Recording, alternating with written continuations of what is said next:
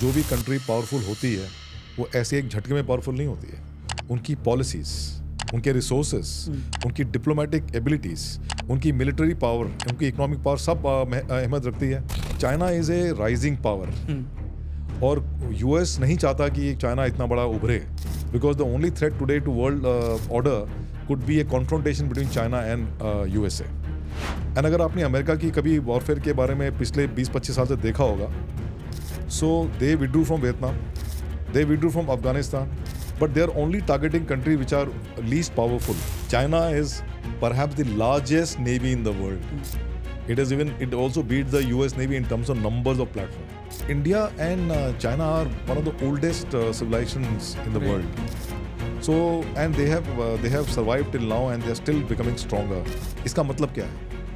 कुछ तो होगा उनमें. आपने देखा होगा कि 62 वॉर के बाद there has hardly been a major conflict other than Galwan and जो अभी recently 2019-20 में हुआ था. Like for example in 1971 war जब ईस्ट पाकिस्तान की बुरी हालत कर दी थी इंडियन नेवी ने और पूरा जो चिटगोंग और पूरा एरिया को ब्लॉकेड कर दिया था. So the US 7th Fleet came to the Bay of Bengal to threaten India कि भाई if you now try to intervene further then you'll have to face the 7th Fleet which is one of the most potent force in the world that time. India had a friendship treaty with Russia. Russia ने बोला कि if you do this, we will then counter it. So Russians sent their destroyers and their frigates and their submarines. उस चक्कर में फिर America withdrew. Pirates necessarily do not want to kill other people. Okay. Pirates का मुद्दा बड़ा clear है कि let me hijack a ship, take control of the ship, then demand ransom from the owner of the ship. And how ruthless is a Marcos commando when आपका एक terrorist के साथ में, मिलिटेंट के साथ में, पायरेट के साथ में, किसी के साथ में भी वो 1-to-1 एक बैटल चल रहा है. You're only bothered about कि I should be able to identify the terrorist first and I should be able to take a headshot. हमें हमारे आर्म फोर्स की ट्रेनिंग की दाद देनी पड़ेगी. जिस तरह से वो हमारे एक नॉर्मल आदमी को और इतना चेंज कर देते हैं, माइंड उसका सेट इतना चेंज कर देते हैं, he becomes a warrior. नमस्ते, जय हिंद. मेरा नाम है जय और ये है द आवारा मुसाफिर शो, एक ऐसा पॉडकास्ट जहां हम बात करते हैं भारत के पास्ट, प्रेजेंट और फ्यूचर की. आज के इस पॉडकास्ट पे हमारी गेस्ट है commodore Vijaypal Rawat sir. Vijaypal Rawat sir एक एक्स मार्कोस है और उन्हें 34 ईयर्स से ज़्यादा का एक्सपीरियंस है विद द इंडियन नेवी. इस पॉडकास्ट पे हमने बात की है कि इंडियन नेवी ओशंस को और पूरे सी वर्ल्ड को कॉन्कर किस तरह से करती है. इस पॉडकास्ट को सुनने के बाद आपको नेवी के बारे में, मार्कोस के बारे में कुछ ऐसी चीज़ें जानने मिलेगी जो शायद ही आपको कभी पता थी. इस पॉडकास्ट पे हमने डिस्कस किया है बहुत ही personal aspect of MARCOS life. Vijaypal Rawat sir was kind enough कि उन्होंने हमारे साथ में इतने सारे पर्सनल चीज़ें शेयर की और हमें बहुत सारे फन एलिमेंट्स भी बताए उनके लाइफ से जुड़े हुए. अगर आपको मार्कोस ज्वाइन करना है तो आपको ये पॉडकास्ट ज़रूर देखना चाहिए, बिकॉज इसे देखने के बाद आपको मोटिवेशन ज़रूर मिलेगा. So without any further ado, let's start this podcast in 3, 2, 1.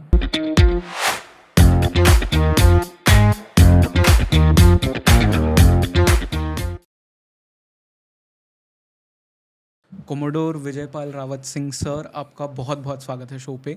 I have been so excited for this podcast क्योंकि आपके मैंने दूसरे पॉडकास्ट देखे हैं. Of course the way you speak about MARCOS and the Indian navy and geopolitics as well, I don't think उस length से या उस सेंस में कोई बात करता है. So sir, firstly welcome on the show. Thank you very much for inviting me for the show. I'm also eagerly looking forward to having a good interaction with you. Right sir. Sir, बहुत basic चीज़ से एक शुरुआत करते हैं because there will be a lot of people in our audience जिन्हें पता नहीं है कि मार्कोस क्या रोल प्ले करते हैं, इंडियन नेवी या इन जनरल नेवी क्या रोल प्ले करती है in geopolitics. So I want to start from there very basic thing कि जियोपॉलिटिक्स में नेवी का क्या रोल होता है exactly. So Indian Navy is the third arm of the armed forces of India. Right. And currently it's got a strength of about 70 to 80,000 people. So Indian Navy basic role is to ensure the territorial integrity and the maritime security of the country. That is number one. That is the second role is constabulary role. उसमें क्या होता है कि जो gun running होती है या कोई पायरेसी एक्टिविटी होती है या स्मगलिंग होती है, ह्यूमन स्मगलिंग एक्टिविटी होती है, उसको कंटेन करना, दैट इज कॉन्स्टेबलरी रोल. तीसरा रोल जो होता है benign role, and that benign role is one of the most important roles, क्योंकि उस रोल में क्या होता है कि अगर आपको कोई नॉन कॉम्बैटिव इवैक्यूएशन ऑपरेशन करना, जैसे कि हमने रिसेंटली कई कंट्री से किया था, तो वहाँ पे जहाँ पे कि एक्चुअली वॉर जोन होने वाला है, but prior to that the area becoming a war zone, जहाँ की कोई हिंदुस्तानी हैं और उनको वहाँ से इवैक्यूएट करना है, that becomes part of the benign role. And also diploma and the other more important thing about the benign role वो है HADR, humanitarian assistance and disaster relief.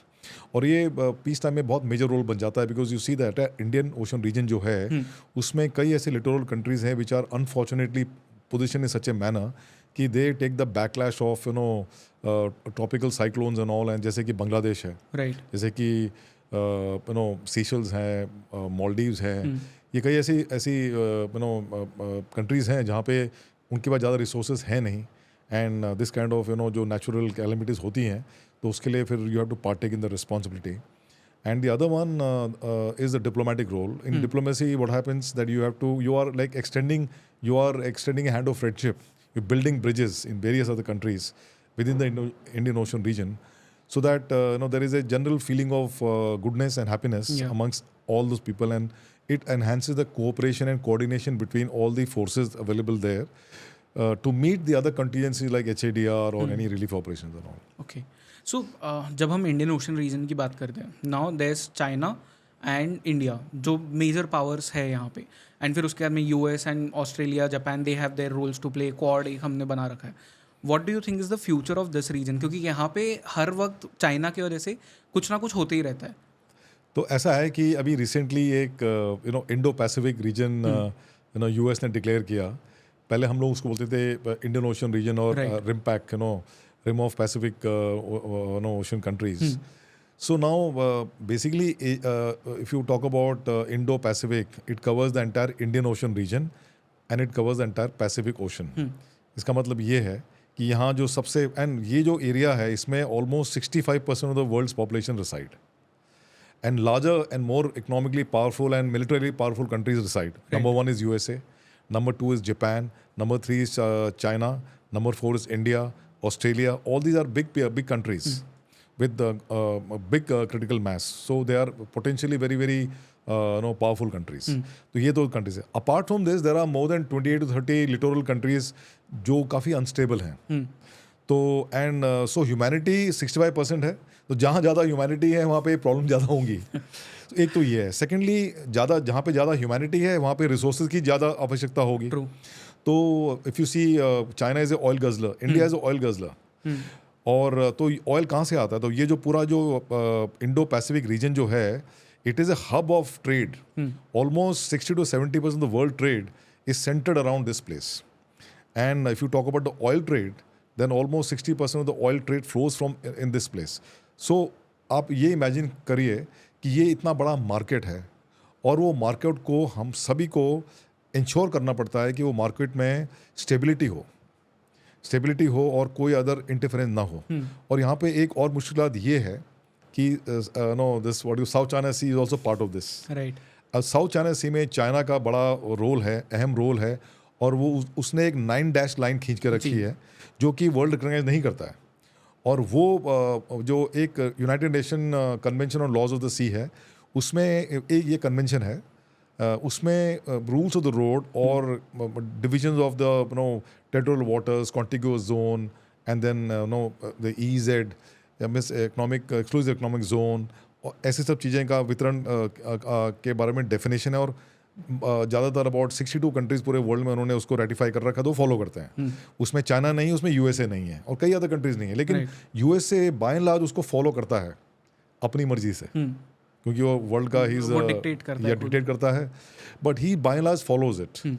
China doesn't follow it. अभी जैसे कि अगर China ऐसे follow करेगा तो 9 dash line का कोई मतलब बनता नहीं है. करेक्ट.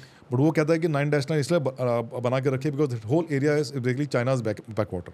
यानी कि उनका पूरा इन्फ्लुएंस है, वो उनका पूरा उनकी सारी जुरिडिक्शन वहाँ चलेगी.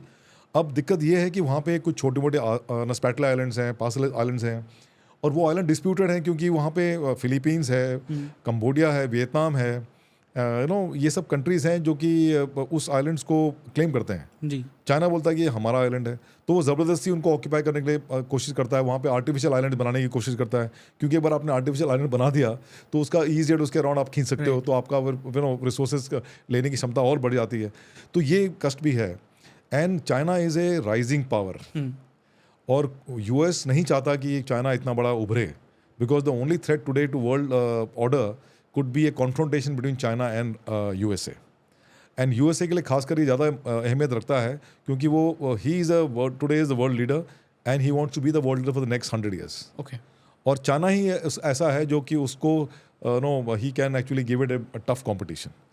तो ये सब चीज़ों का एक्चुअली मिश्रण है, मेल है, जमघट है, इसीलिए एशिया पैसिफिक रीजन जो इंडो पैसिफिक रीजन बहुत अहमियत रखता है। Okay, but who do you think, मतलब ताइवान और इंडिया, इफ चाइना के साथ में किसी की भिड़ंत होती है इन दोनों में से पहले किसके साथ हो सकती है? देखो ऐसा है कि जिस तरह से वर्ल्ड पॉलिटिक्स चल रही है, जो पॉलिटिक्स चल रही है, Taiwan is a country which China claims is part of China, right. और एज अ लार्जर किंगडम, और ताइवान ये बात नहीं मानता है। America is playing on this dispute. There could be a lot of reasons for it as to why America is siding with Taiwan and playing on this dispute. It is siding with Taiwan because again it comes under Indo-Pacific region. Right. And America का वहाँ पे बहुत बड़ा अहम role है, उसके काफ़ी interest भी हैं। वर्ल्ड में there is no permanent friends, true. There are only permanent interest. तो Taiwan is a permanent interest for USA because US through Taiwan can give a challenge to China.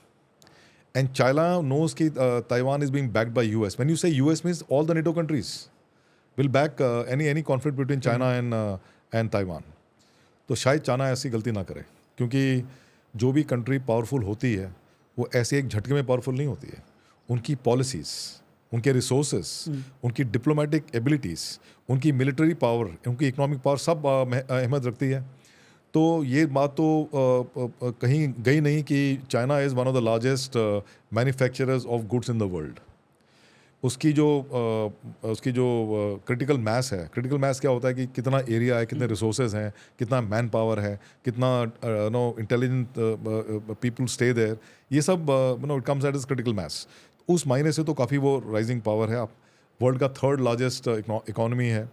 Almost 50 to 60% of the American industries actually set up in China because of the cheap labor there. So वो सब चीज़ें हैं। तो China is a country which is growing up, और जो country grow up होता है उसको कहीं कहीं ये दिखाना पड़ता है कि he is now his intentions are very clear that he wants to become world number 1. और वो इंटेंशन दिखाने के लिए उसको कुछ और चीज़ें करनी पड़ती है, जैसे डिप्लोमेटिक मसल क्या बोलते हैं, सेबर रैटलिंग करनी जरूरी है उसके लिए। तो मेरे ख्याल से ये सेबर रैटलिंग होती है, means he what is doing with Taiwan is just sabre rattling. But कोई इतना बेवकूफ़ नहीं होगा कि somebody lands up with a confrontation with the world's biggest power, क्योंकि अगर ऐसे में अगर कोई कॉन्फ्लिक्ट हो जाए तो मेरा मानना ये है कि it will push back China's effort towards reaching number 1 position by at least next 10-15 years। क्योंकि जो भी वॉर होती है और अगर दो बड़े हाथी लड़े हैं तो फिर बहुत बड़ा नुकसान हो जाता है। करेक्ट। उनको भी होगा और पूरे वर्ल्ड ऑर्डर को भी होगा। तो इसीलिए मेरे ख्याल से कोई इतना बेवकूफ़ी नहीं कर सकता। ये जो न्यूज़ में जो आते हैं चीज़ें, so it is TRP is also and some vested interest, but मेरे ख्याल से I don't think it is going to be, there is always a danger, but people at the end of the day people are sensible. And अगर आपने America की कभी warfare के बारे में पिछले 20-25 साल से देखा होगा, so they withdrew from Vietnam, right, they withdrew from Afghanistan, but they are only targeting country which are least powerful, and there is a huge asymmetry between American military power and the country target country.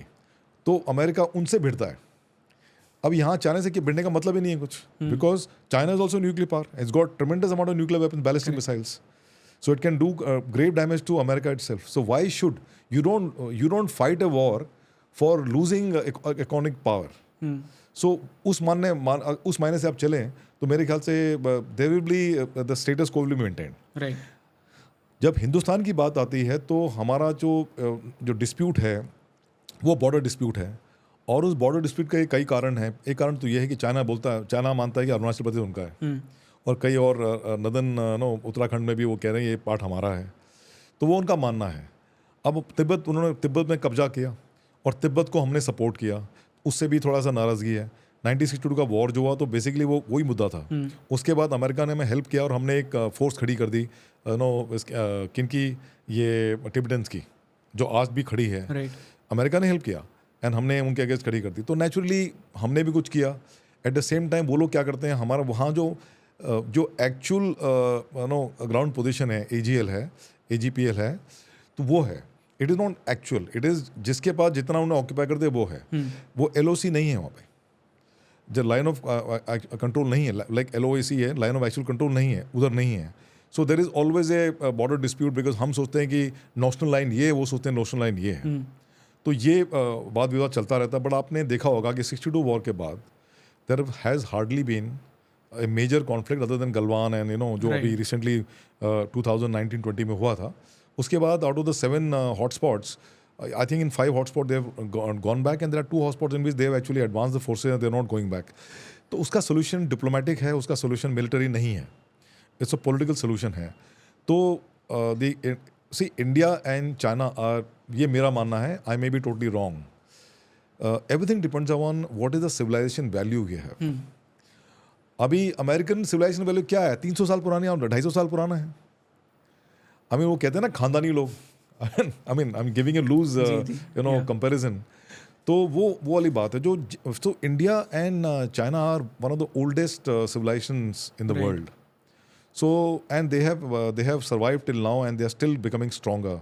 इसका मतलब क्या है, कुछ तो होगा उनमें, so that they know how to manage themselves, they know how to build themselves, they know how to they know how to contain themselves, Right. they know how to expand themselves, they know how to consolidate their power, all these things, intelligence power, military power, economic power, both China and India. So उस मायने से देखा जाए तो both the countries will be sensible enough not to engage in a large scale war. Right. There could be minor skirmishes, वो जो थोड़ा सा अपने भड़ास निकालने के लिए, because you have to play to the gallery. Politician will play to their gallery, Chinese politician will play to their gallery. ये सब होगा। मैं चाइना गया था 2009 में, एंड वहाँ पे हम लोग 5-6 दिन रहे। I was instructor in naval war college, तो हमारे ऑफिसर्स गए थे, तो मैं भी वहाँ गया था। उनके थिंक टैंक से हमारी डिस्कशन हुई, ऑल द डिस्कशन, सरप्राइजिंगली हम लोग नेवल ऑफिसर्स, उनके भी फौजी ऑफिसर्स और कुछ सिविलियन से काउंटरपार्ट से हम डिस्कस कर रहे हैं, किसी ने मिलिट्री के बारे में डिस्कस नहीं किया। Everybody was discussing about economy. तो इसका मतलब क्या है? इसका मतलब ये है कि they understand what is making them powerful, we understand what is making us powerful, so it be foolish on a part to land up in a confrontation.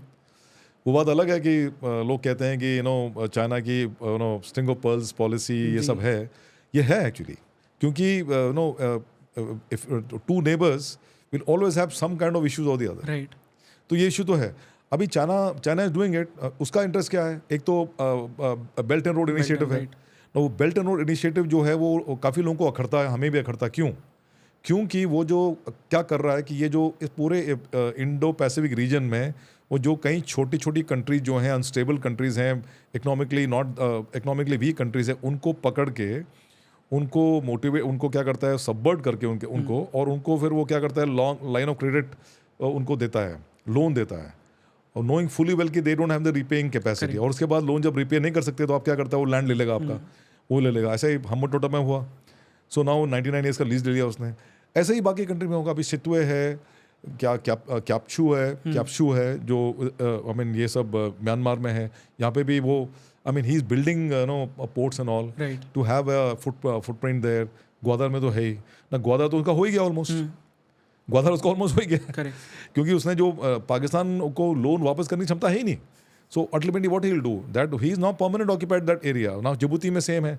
So basically उसके बाद मडागास्कर में he is looking at, so he is trying to encircle, he may or may not be encircling. Right.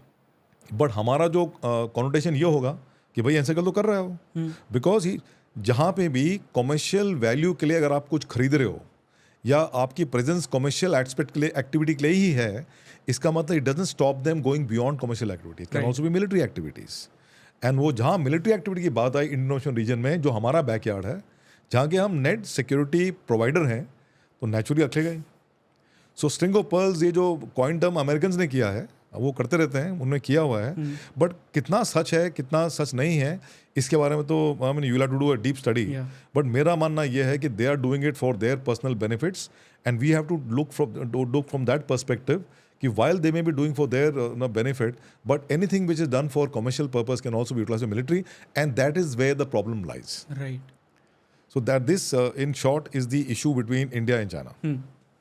Sir वो एक जो CPEC वाला इनका चीज़ है जो कश्मीर के थ्रू जाता है हमारे हाँ, यहाँ, उसमें इनके इश्यूज चल रहे हैं. बलोच आर्मी ने उन्हें परेशान करके रखा है. म्यांमार में I think it is 3 brothers alliance, if I am not wrong, उन्होंने परेशान कर रखा है. तो उनके खुद के इश्यूज तो हर जगह चल ही रहे हैं बेल्ट एंड रोड इनिशिएटिव की वजह से.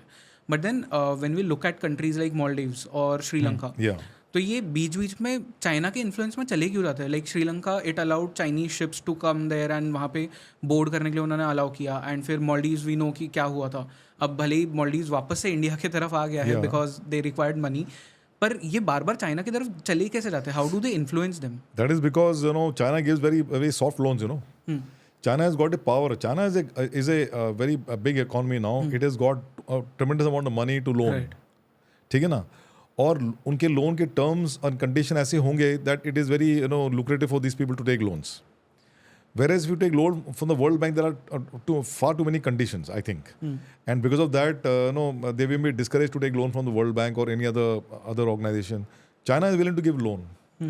And China is also willing to do a lot of what you call investments in the country at a cheaper rate. So at first it appears to be very lucrative. जाल में जब फंसता आदमी बाद में है कि भाई जब रीपेमेंट कैपेसिटी नहीं है तो चाइना क्या करने वाला है, what all rules and regulations go to break or tweak to its own benefit, that at times the people don't know. Right. And of course these are all small countries where a lot of a politician can also be influenced. So this is one of the reasons. Now Sri Lanka mein, you remember a few years back what happened? They were not able to pay the loans, even the World Bank loan they were not able to pay. The president had to leave the country, and so all those things happened. So अभी हमनटोटा port जो है, हमें उनकी repayment capacity, now he is taken it for 99 years lease. Of course he builds the port because he China is one of the fastest builders in the world. वो अपना खुद का man power लेके आते हैं. When China is making a road, उसमें believe me you, उसमें उस जो लोकल कंट्री का कोई आदमी काम नहीं करता वहाँ पे. Lock stock and barrel China से वो बंदे लेके आते हैं, वहाँ बिठाते हैं, सारा काम करवा के वापस चले जाते हैं. So what is the value addition? कोई वैल्यू एडिशन नहीं है. इसी चक्कर में गोदार में उनको प्रॉब्लम हो रही है. इसी चक्कर में बाकी जो बालूचिस्तान जो रोड निकालो उसमें प्रॉब्लम हो रही है. क्योंकि जब तक हमने लोकल आदमी को धंधा नहीं दिया, उसको एम्प्लॉयमेंट नहीं दिया, तो नेचुरली उसमें तो अखरेगा ही. करेक्ट. अफ्रीका में भी सेम चीज़. अफ्रीका में भी सेम चीज़ है. वो जाते हैं अपना लॉक स्टॉक मतलब अपना काम करके वापस आ जाते हैं. So no value addition. So that is there. Maldives का जहाँ तक हिसाब किताब है, Maldives is a place in a very strategic position and Maldives is quite pro India. Now वो उथल पुथल चलती रहती है. It's like a sinusoidal curve. कभी प्रो चाइना, कभी प्रो इंडिया, कभी प्रो चाइना. अभी वहाँ के जो प्रेसिडेंट मोइजू अब आए थे रिसेंटली, उनकी पूरी गवर्नमेंट इंडिया में थी फिलहाल. तो I think last week they come here and he gave very good statement. And he said कि look, India and Maldives have got friendly relations. And वो फैक्ट भी है क्योंकि देखो इतना नज़दीक है हमारे कंट्री से, तो हमारे तो पुराने रिश्ते नाते हैं, ट्रेड है, कल्चरल वैल्यूज एक्सचेंज हो रखी हैं. And even genetically also we are the same kind of breed. So उसको नहीं तोड़ सकता कोई. बीच में सीमिंगली इट अपीयर्स कि यहाँ कुछ गड़बड़ है, लेकिन है नहीं गड़बड़. Now, उनका इंटरेस्ट क्या है? He is a small country. He wants to have security, strengthening. Who can provide him security? You can't have security being provided by a country which is staying, 3,000 to 4,000 kilometers away. The country which is the nearest can create problem for you, at the same time can be good big brother for you, and also provide you security. So he is dependent on us heavily on security. And we have given them so much of loans. We have given them military equipment. Abhi main 2 saal, twice I have gone. I have taken the Indian Navy delegation. I led the delegation twice. Once in 2017 and once in 2019, and both the times they wanted to do something with their Marines. So they wanted to set up a Marine commando sort of training there.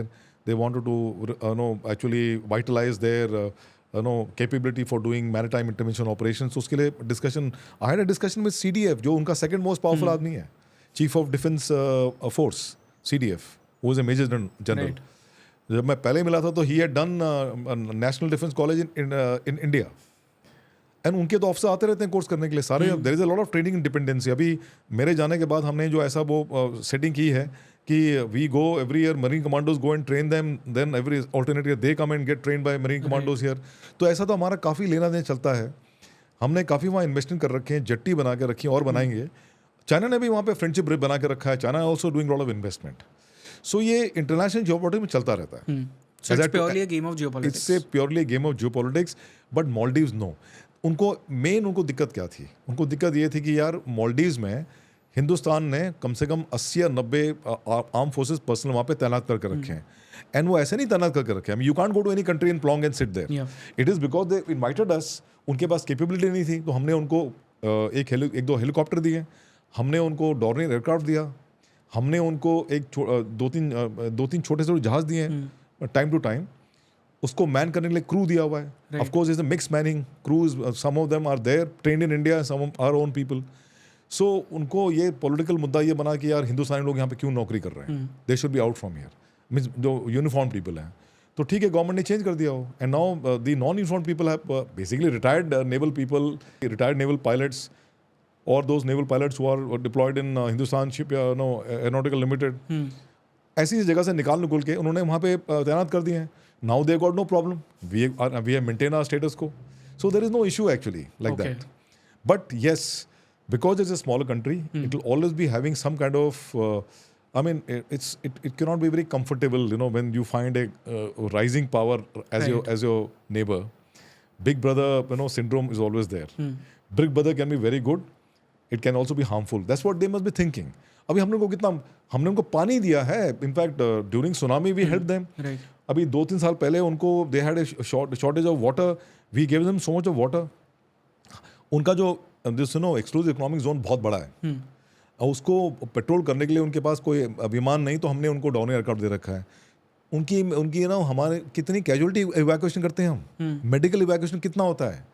कम से कम 60 to 70% उनके जो बच्चे हैं वो सारा मद्रास और त्रिवेंद्र में पढ़ते हैं. फैमिली जहाँ सेटल्ड है. राइट. तो ये जो हमारी जो इक्वेशन मालदीव साथ है ना, वो ऐसा नहीं है जो कि आप अनलेस किसी ने थॉरो स्टडी की या कोई वहाँ गया है, उनको ऐसा लगेगा कि यार बाय गॉड यार ये तो अभी चाइना ने इसको खरीद लिया. ऐसा कुछ नहीं है. बिकॉज पुराने रिश्ते नाते इतने जल्दी टूटते नहीं हैं. Right. And now I have told you what is the dependence of Maldives on India. और इंडिया के लिए अहम इसलिए है क्योंकि इट इज इन स्ट्रेटेजिक लोकेशन. सारा world trade 60% of the oil trade and all the trade is flowing from let's say from the West Asia region through the Gulf of Aden, Persian Gulf, and coming all the way to Malacca Strait, passes very close to the Maldives. So if somebody has an influence in Maldives and somebody puts a listening station in Maldives, it could be very difficult for maintaining the maritime security of our country. Right. And to ensure the maritime trade is free flowing for our country.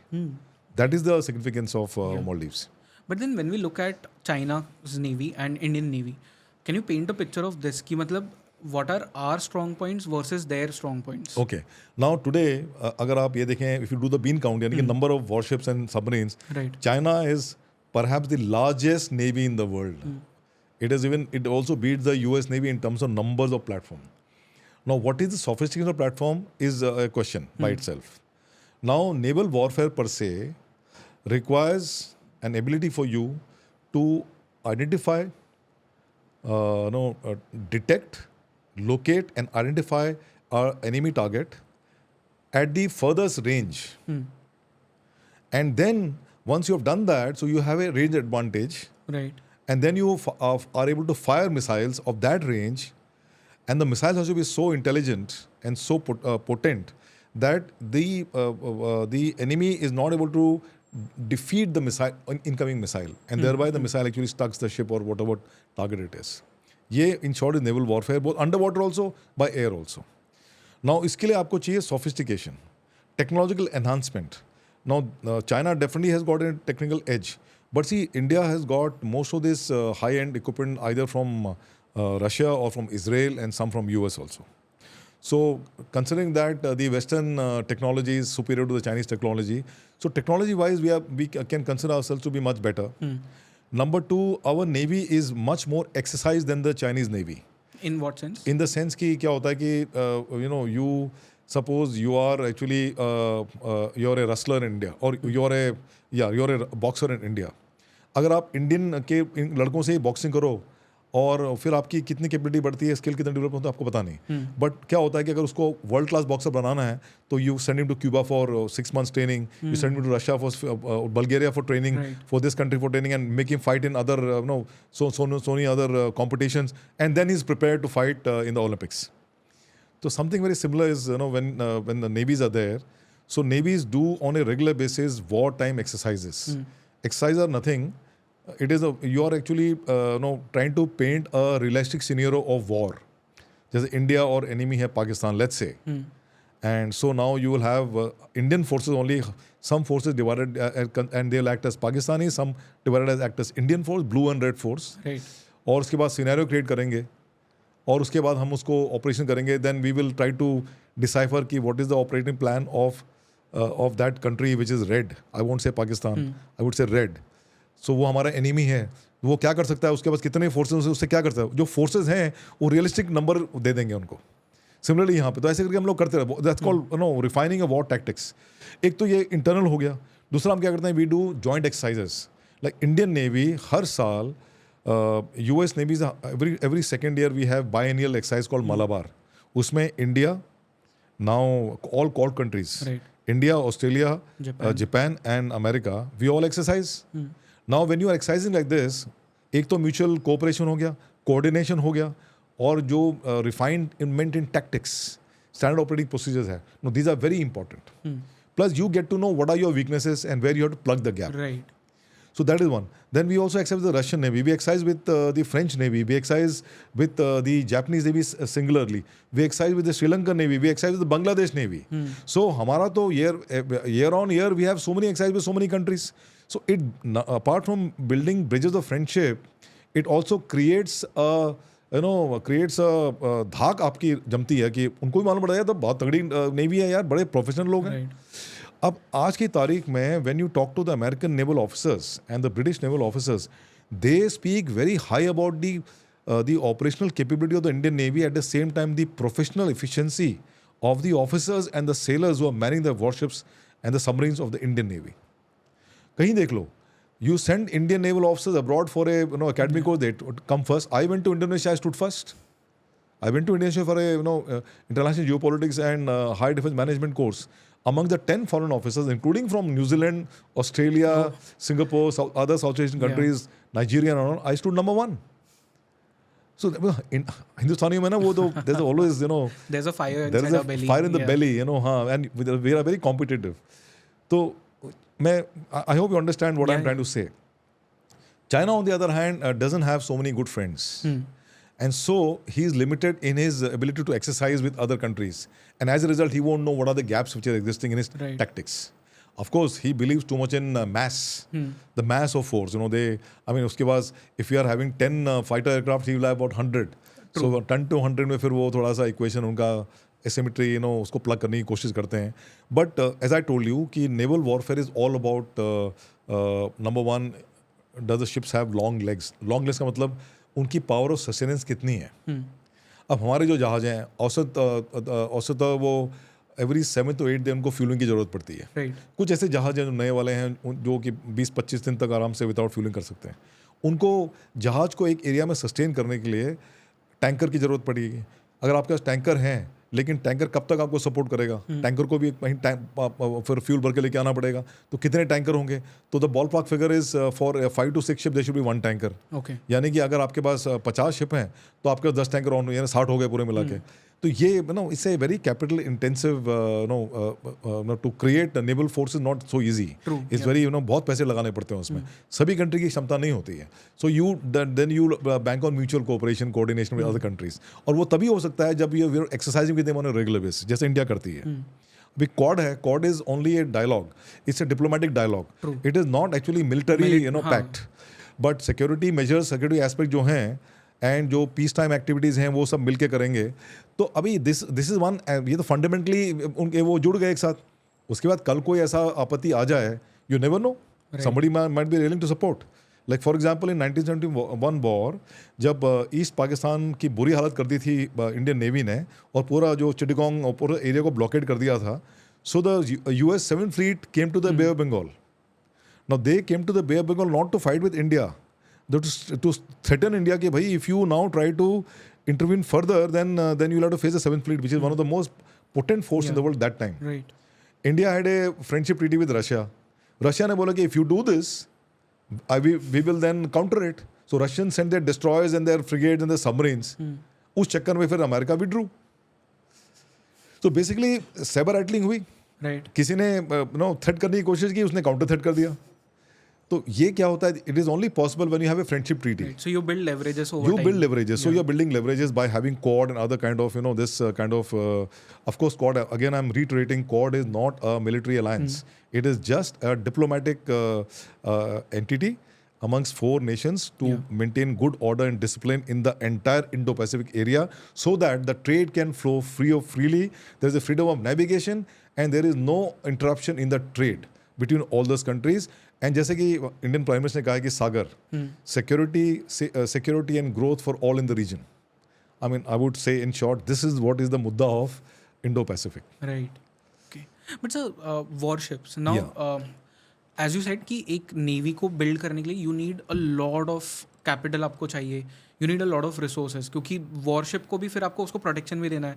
Then you need submarines, you need frigates and everything that comes with it. Tankers चाहिए, everything is there. When we compare, कुछ reports आते रहती है बीच बीच में, where we compare the nuclear powered submarines Bharat के पास जितनी है और चाइना के पास जितनी है. Again the numbers game. तो कहा जाता है कि उनके पास ज़्यादा है. अब किस बेसिस पे कहा जाता है उन रिपोर्ट्स में, आई डोंट नो, बट इंडिया के पास में कम है. How do you see that? Yeah, that's true actually. We don't have so many. They've got more than 200 submarines.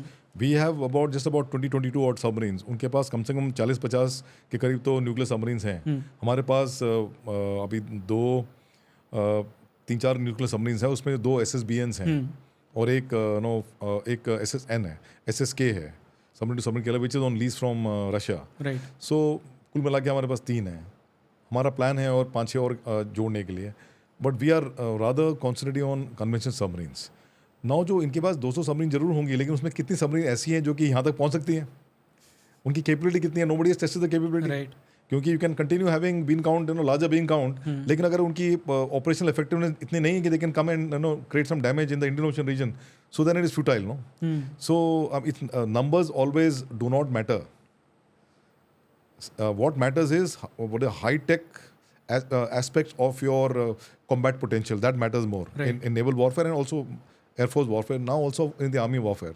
Army में boots on ground is primary important thing, especially when it comes to border disputes like India, Pakistan, India and China and all.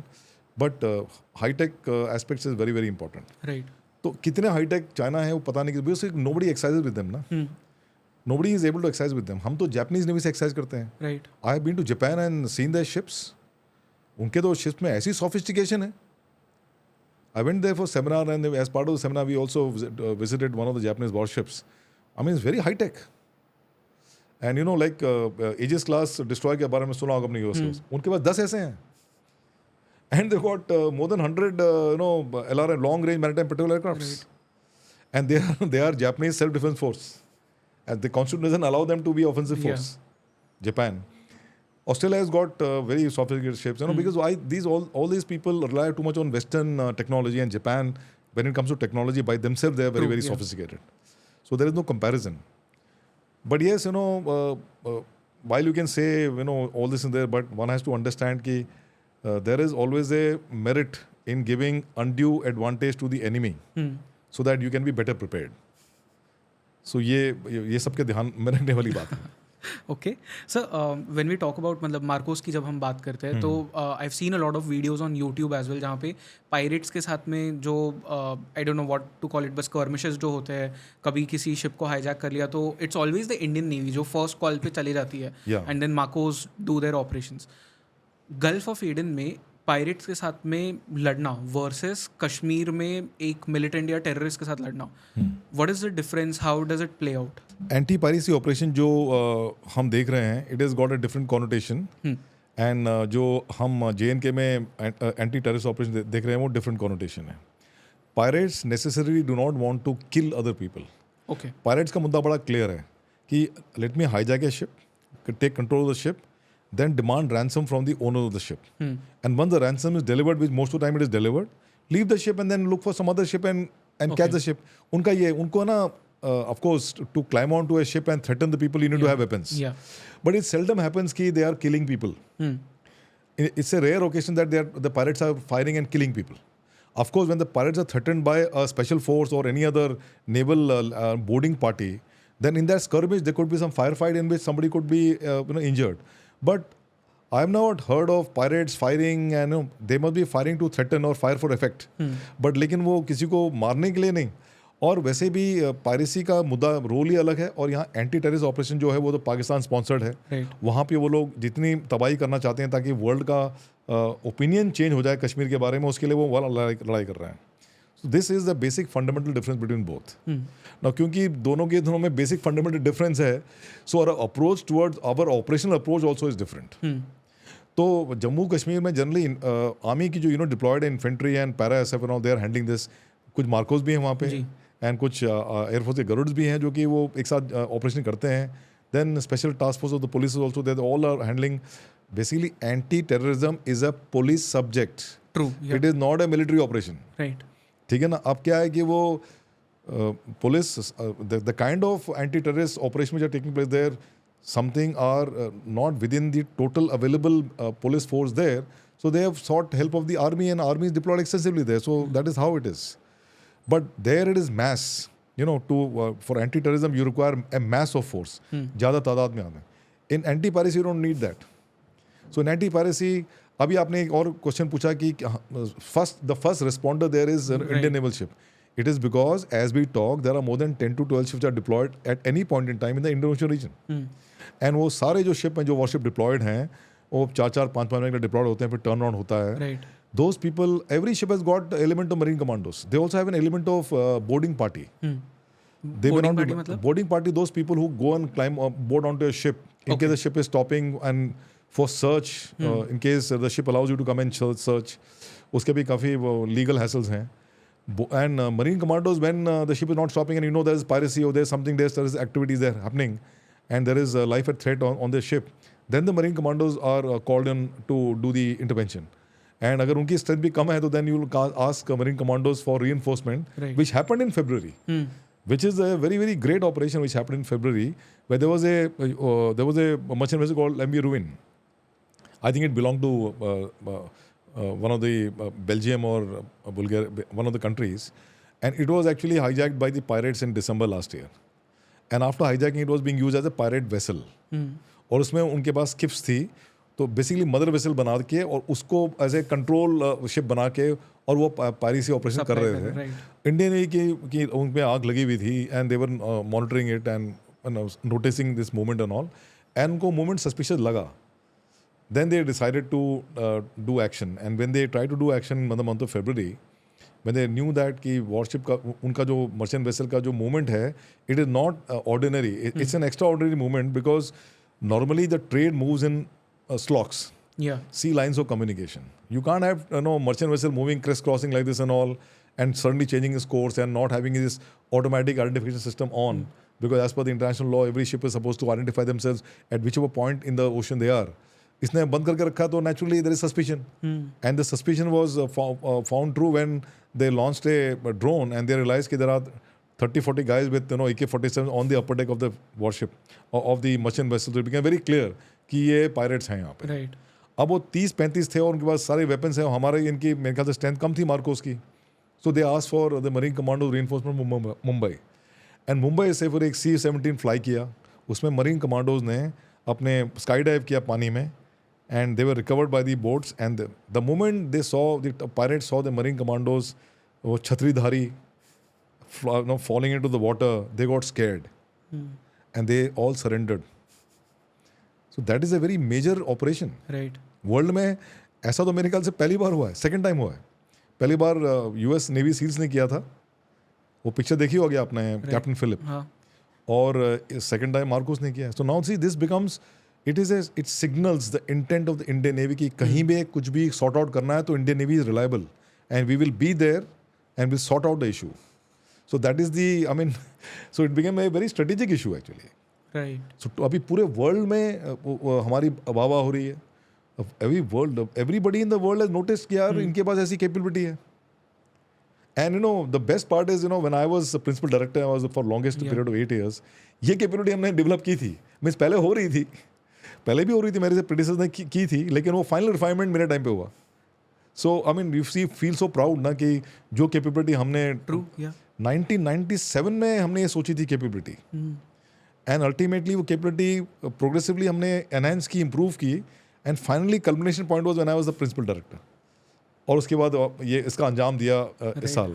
तो you feel very nice about it, no? Yeah but sir आपने warship भी command किया है. Yeah. I want to tap into that कि वो experience क्या होता है, and I want to understand कि जो नेवल वॉर्स होते हैं ये किस तरह से होते हैं. Because when we look at the army, it's I don't know कि राइट टर्म क्या होगा, बट इट इज ठक ठक ठक very rapid. No, it's not like that. It's not like that. Warfare is a serious business. Okay. So navy का ये जो Wars होते हैं, हाउ डू दे, मतलब वो can you paint that picture कि क्या होता है exactly? Okay, if I get you right, you were trying to understand how far is the naval warfare Yeah. different from the army warfare. Yeah. Warfare, as I told you, is a very serious business. वो ऐसा ठटा वाली बात नहीं है. Army की जो tactics हैं वो बहुत ही it's very complicated. Right. And there's a lot of planning goes into it. And then you have to see the entire area, the environment, desert है, then there is mountains, and then there is plains, and वहाँ पे agriculture भी चल रहा है, वहाँ पे population को भी रिमूव करना पड़ता है. You have to deploy larger weapons, smaller weapons, tanks, you have to have क्या बोलो assault troops, strike corps and all. वो बहुत बड़ा महकमा है. I don't want to discuss that. Yeah. तो वहाँ की वॉरफेयर अलग है because the distance to be travelled and there is an earmark border. एक लाइन टाइप है कि भाई ये पाकिस्तान, और आई won't say Pakistan, let's say ये रेड है और ये हम ब्लू हैं. ओके, ये एनिमी है और हम नॉन एनिमी हैं, ठीक है ना. Everybody on that side of the line is enemy.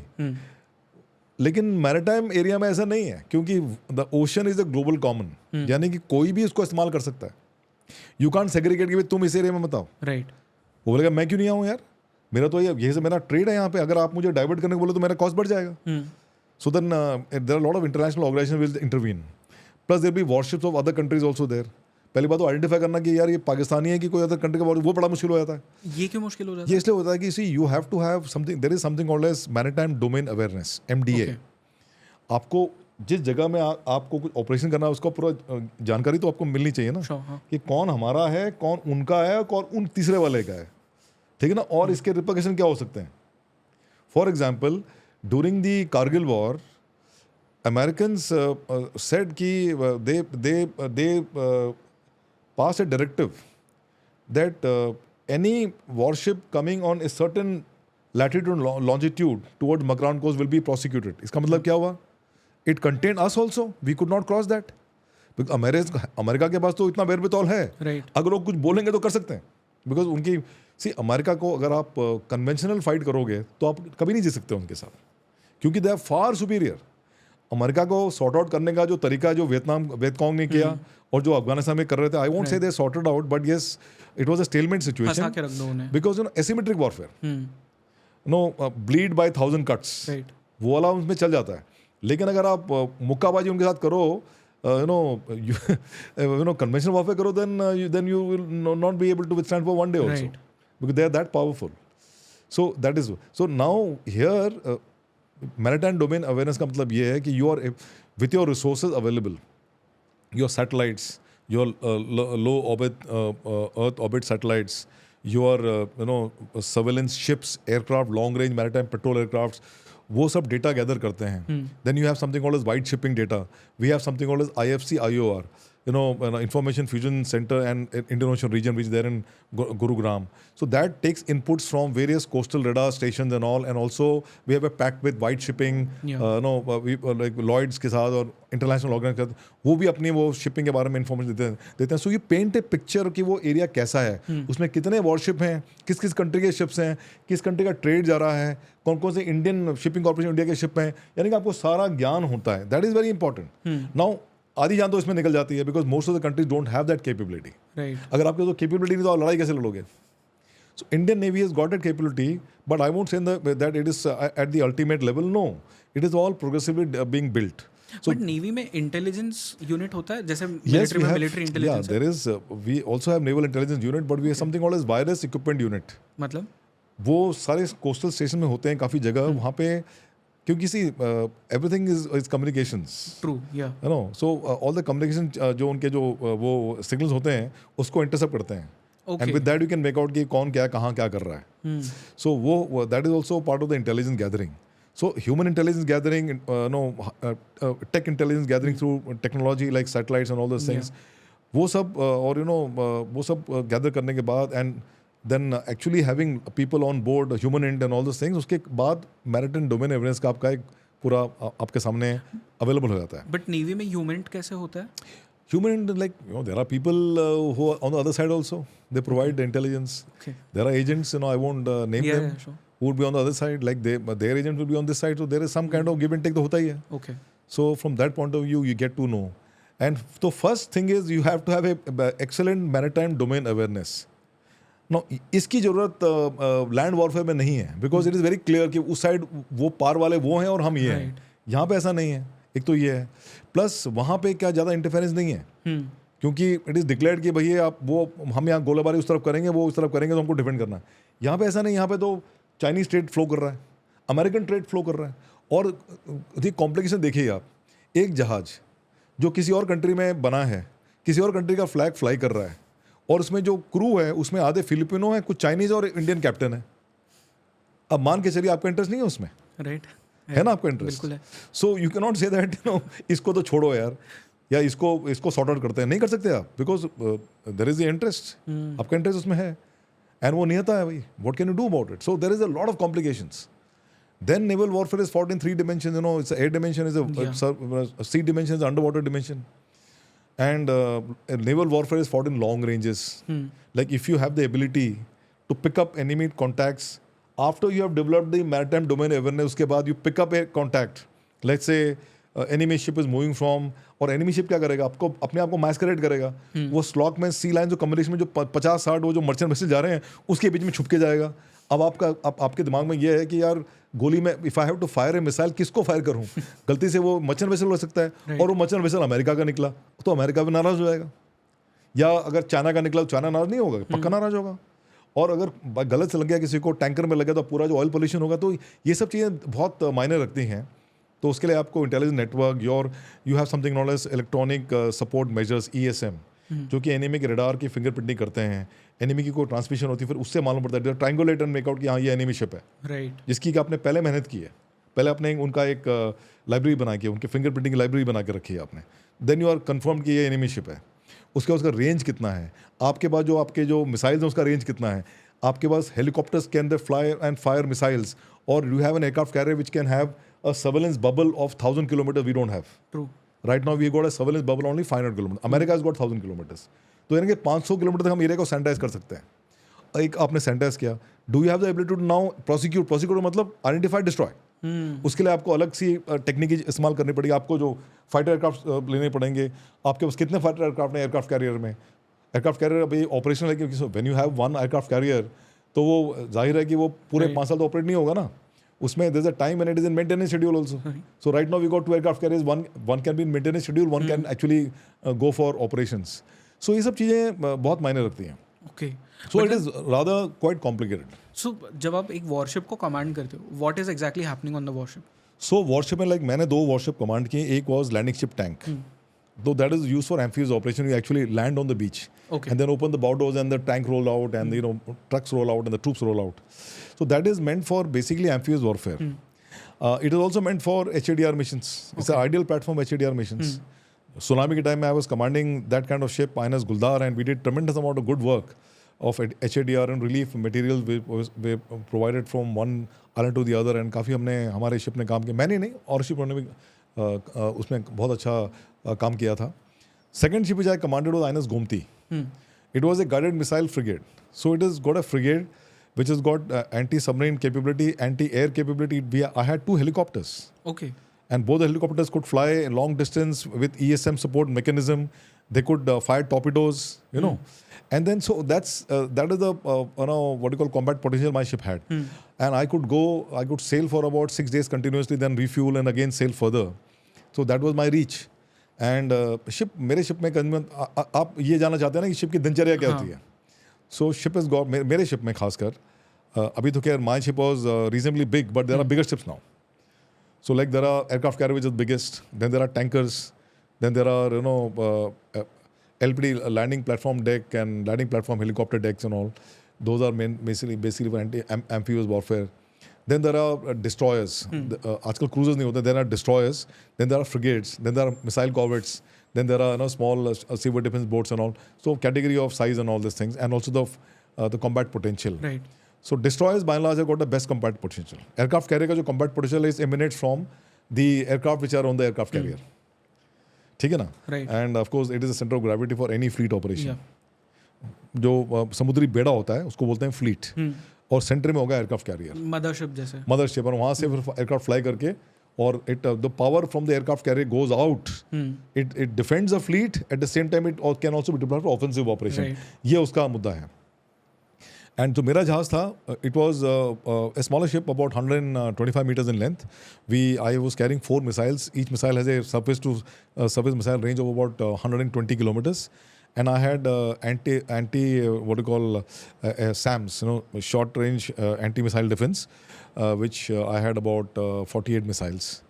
It was missiles were basically Israeli missiles. Okay. So Barak missiles. And then I had helicopters. Then I had torpedoes for anti-submarine warfare operations. So दिनचर्या ऐसी होती है कि when you are actually alongside, यानी कि अगर harbour में होते हैं तो उसकी रूटीन अलग होती है. 8:30 everybody comes on board the ship. Ship is divided into 3 watch system: red, white, and blue. Basically shift system. So 1/3 of the ship's company is always on duty. There's a duty officer on the ship. Everybody comes to the ship in the morning, and everyone works till about 3, 4, 5 in the evening. 3:30 में लोग चले जाते हैं, लेकिन बाकी लोग काम करते रहते हैं जिनको करना है. Commanding officer will stay, and other officer will also stay, because there are a lot of addendum work also you have to do. थोड़ी फाइल पुशिंग भी होती है. And then, so this in general happens when you are actually in a harbor, and of course you have to also have sentries manning the ship.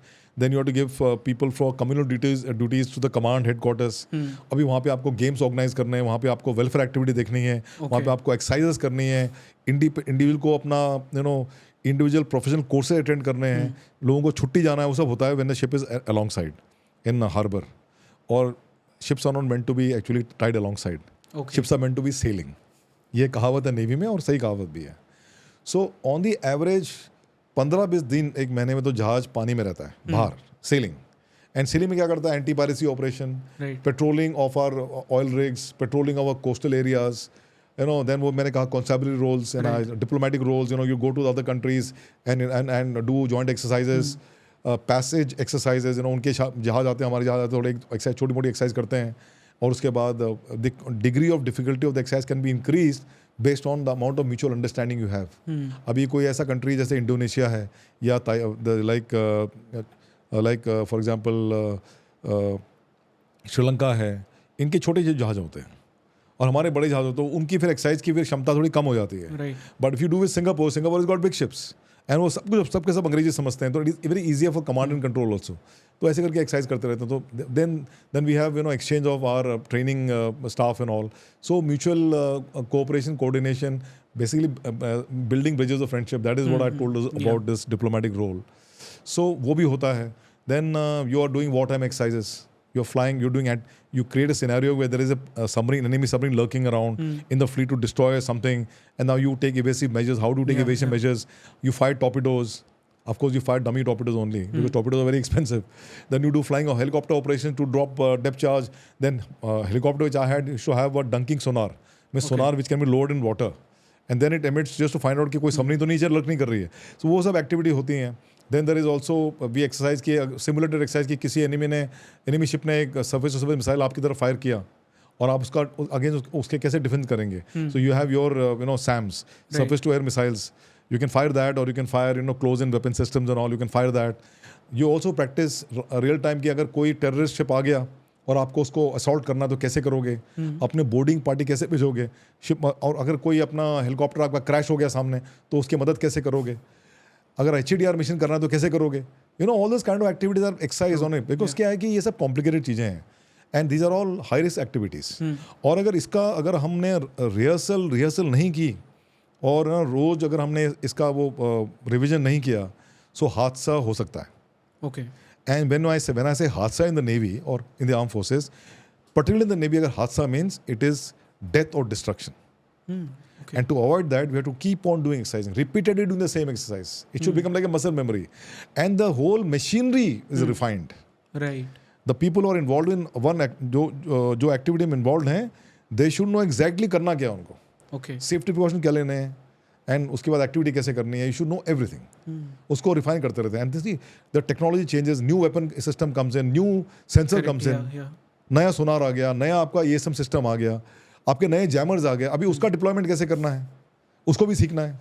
एक तो आप school में जो शोर में जो ट्रेनिंग स्कूल है वहाँ पे सीखोगे, उसके बाद फिर जब शिप में लगेंगे तो फिर आपको शिप में उसको प्रैक्टिकली इस्तेमाल करना है.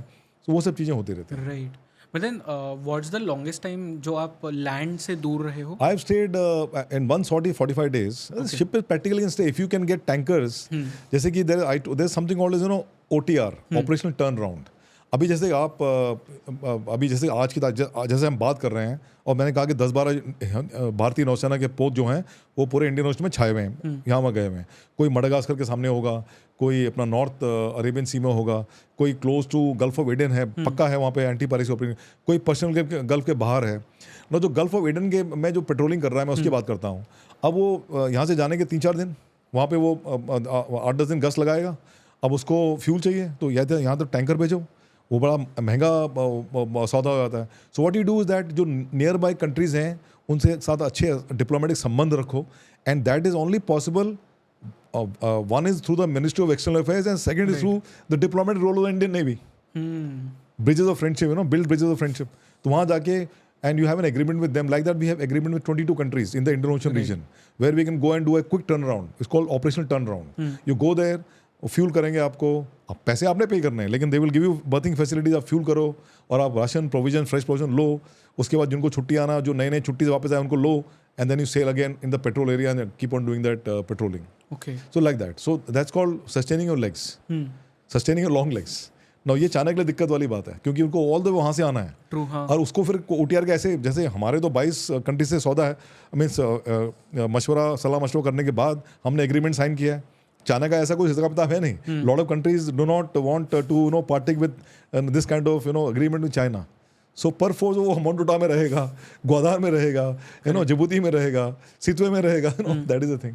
It becomes string of pearls. Right.